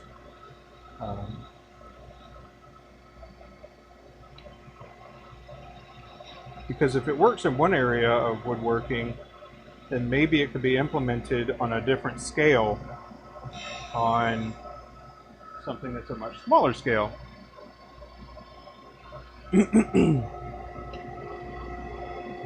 been toying around with the idea of a magnet locking cap for a pin, and I was watching like a magician or like magic tricks type of thing, and that's what made me think, hey, maybe I can apply that kind of thing to this. So I really think implementing different aspects of what you find interesting is what really makes some of this stuff very personal and reflective of the crafter or craftsman in the first place. I have another idea I'm not ready to share yet, but it's going to be more of a joke than anything, but I just haven't spent the time to do it yet.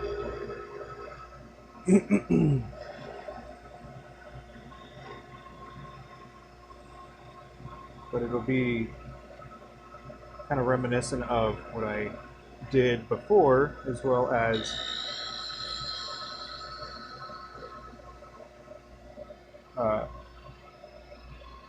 you know, kind of combining it with what I currently do.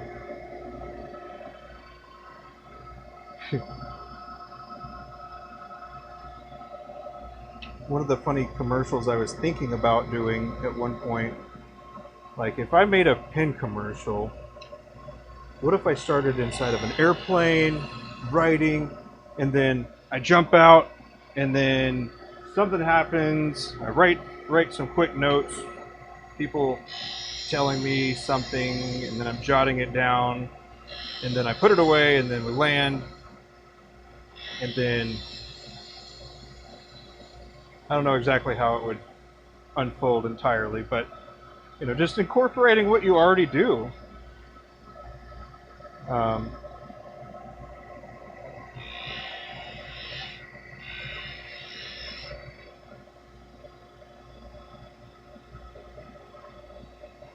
You can't drill holes in round magnets, they explode. Oh god. Did you find that out the hard way? I never intended on drilling a hole in it. but thank you. I will definitely, for sure, not be doing that. No, the magnets that I have actually.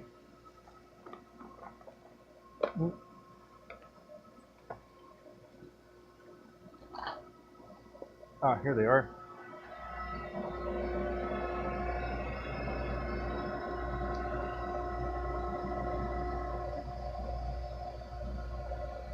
There, that's one magnet. This is one magnet right here. That one on the top. And then this is just a, obviously, column of them. So there's 100 magnets right here. Oops, sorry. There's 100 magnets right here. And I guess for what kind of reference you want, here is a carpenter pencil or a carbide tip.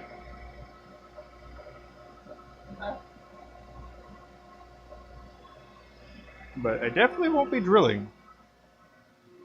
That is good to know.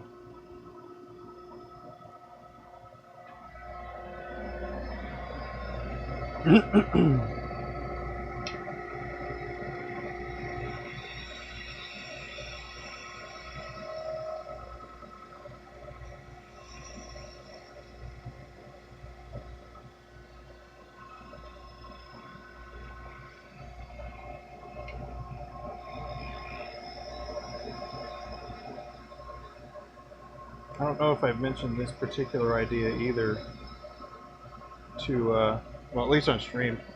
Something I was thinking about that would be pretty cool. I don't know if pins would be a big enough canvas, but I think it would be pretty cool. For example, if we were to have a few makers of pins that had like a specific area that they worked on, for example, nib or clips or those types of things. What if a group of makers just kind of passed a pin around? So a blank maker would start with the material. A person that's clever with decorative finials would do like the finial accent, and the person that makes nibs would do that part, and then somebody else would do the custom outer, and then the inner, and then the presentation box. See, those are the types of things that really, I don't know, I think about, but I also understand that that's pretty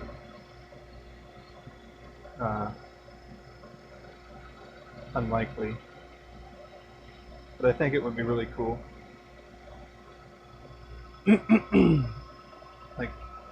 like a whole collection of, you know, independent makers doing a specific part of that pen.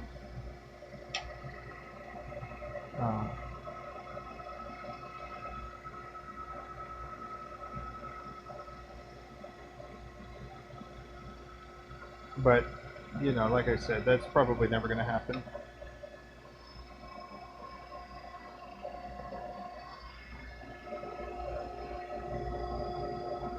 Let's start a collab with a group of YouTubers. That would require me to do things that I am not super savvy with.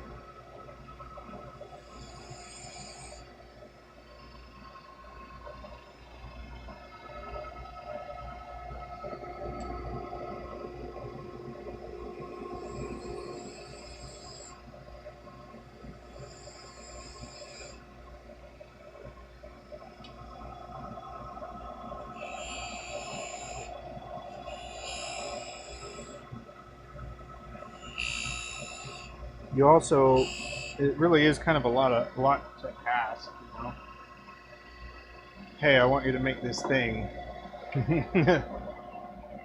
And, you know, they would either have to use it as content or something like that to even make it worth entertaining the thought of it all happening. So that's something that I haven't quite figured out. But as you know, I have a couple ideas that float around every second.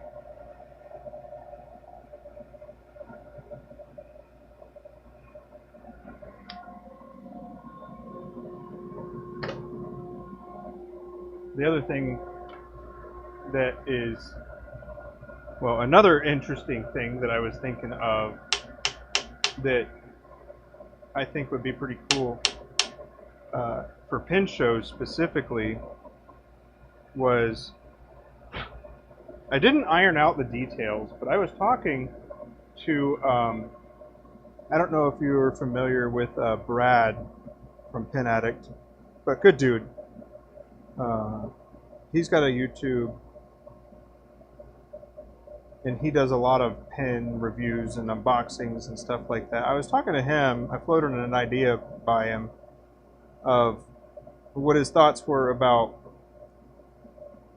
you know, having kind of like a yearbook or like a sign-in book at pin shows. I don't know exactly what would be done or how it would be done.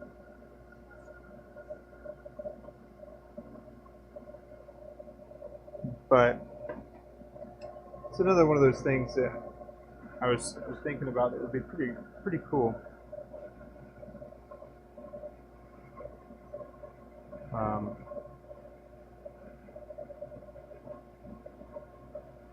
Yeah.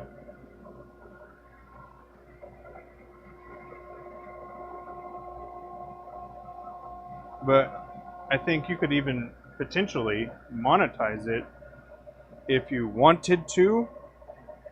But you know, it's not so much the trying to make money off of it as it would be to like pay people for the labor of putting it all together in the first place, and then having like a photographer that goes to every show. And then I was thinking, okay, well, maybe like a floating yearbook where people that do go to the shows, they'll just take responsibility and, you know, lay it out for guests to sign in kind of thing if they wanted to, and also have like all the vendors that were on there. I don't know.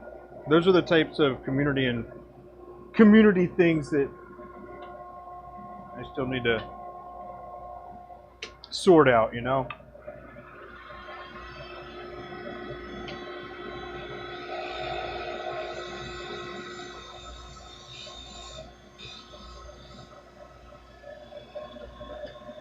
But yeah, I think it'd be pretty neat. And if you don't know, I think most people know. There's not really a nice way to say it, but there are older people that are frequents to pin shows, and they love going there and talking to people and meeting people that just share their enthusiasm about fountain pens, and they like to puff out their chest when it comes to like the whole depth of knowledge for Schaefer, and those people really just crack me up, honestly. And you know, those people have picked like fountain pen history as their later age profession type of thing. But you know, I kind of say that because it is unfortunate that it seems pretty often people that help out at the shows, they pass away. And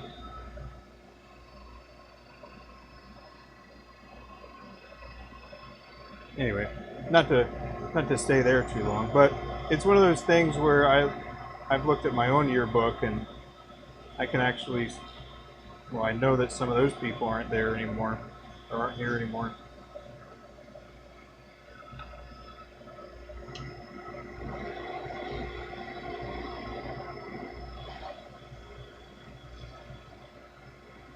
Anyway, wasn't trying to be a Debbie Downer. It's more like a, you know, remembering the times. And then, you know, even having like a library collection of them somewhere. I don't know where, but somewhere where people that want to go see, hey, were these people at that pin show at this time? I don't know, maybe it's too much. Anyway, I go down some rabbit holes. But I will say, if you are turning, then your mind will absolutely start to wander and wonder. So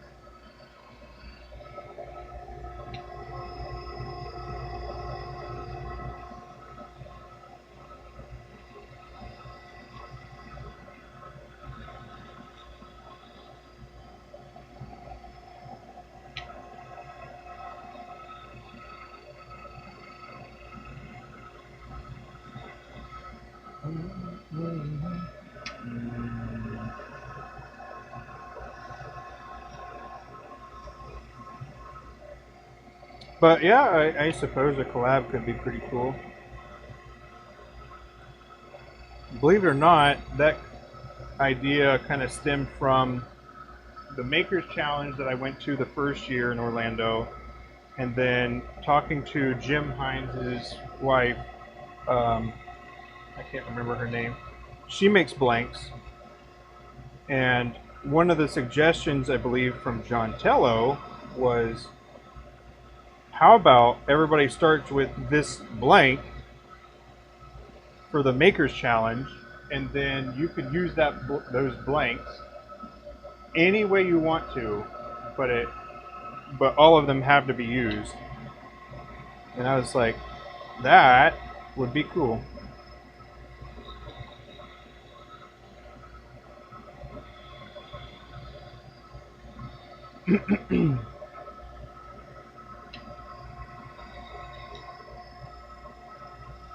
And so it kind of,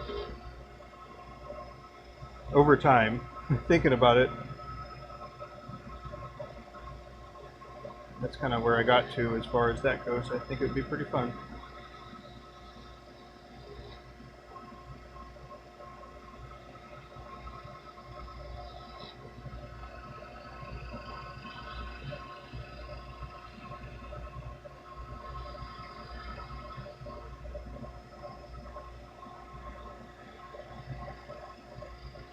I suppose the only real way to do something like that would be to end up auctioning it, you know, trying to make it as loud as possible among the community, and then end up auctioning it and then split the profits the ways, depending on how many people were there or a part of it.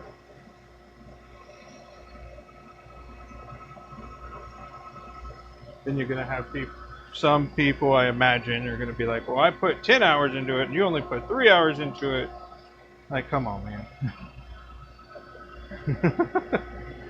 Or woman. I know some Black Robin. She makes cool pins too. But I don't know how active she's been lately.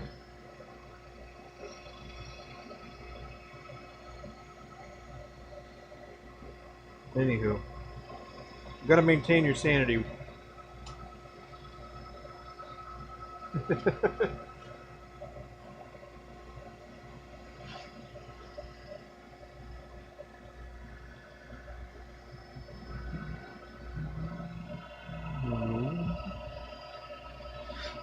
or do that and donate to a charity. Yeah.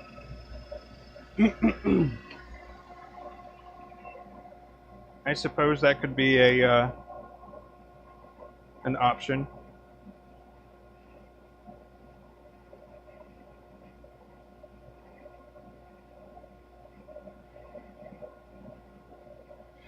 But I probably overthink it. Just reach out to a couple people, collab, boom. Now it balls in motion.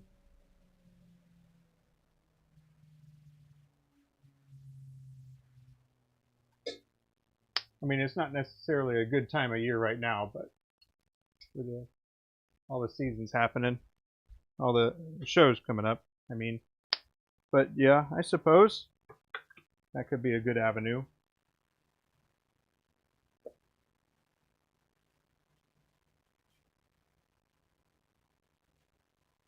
But I think it would also be a pretty cool way for people to become aware of different makers too. And I think one of the things I think that kind of gets viewed a little weirdly is, and I'm guilty of it too, is like competition. When you think of it as like a competition sort of thing, sometimes you don't want to sometimes it is difficult.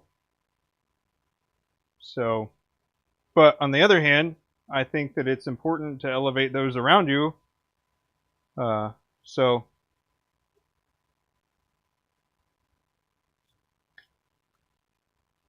I don't know. I don't know. That'll be a I guess a discussion for another day. But yeah, we covered a lot today.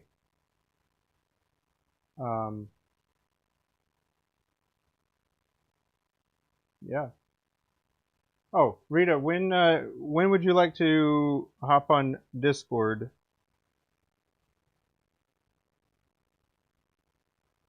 We'll be wrapping up the stream here shortly. So I do appreciate y'all hanging out. And yeah, I think y'all's idea of maybe getting some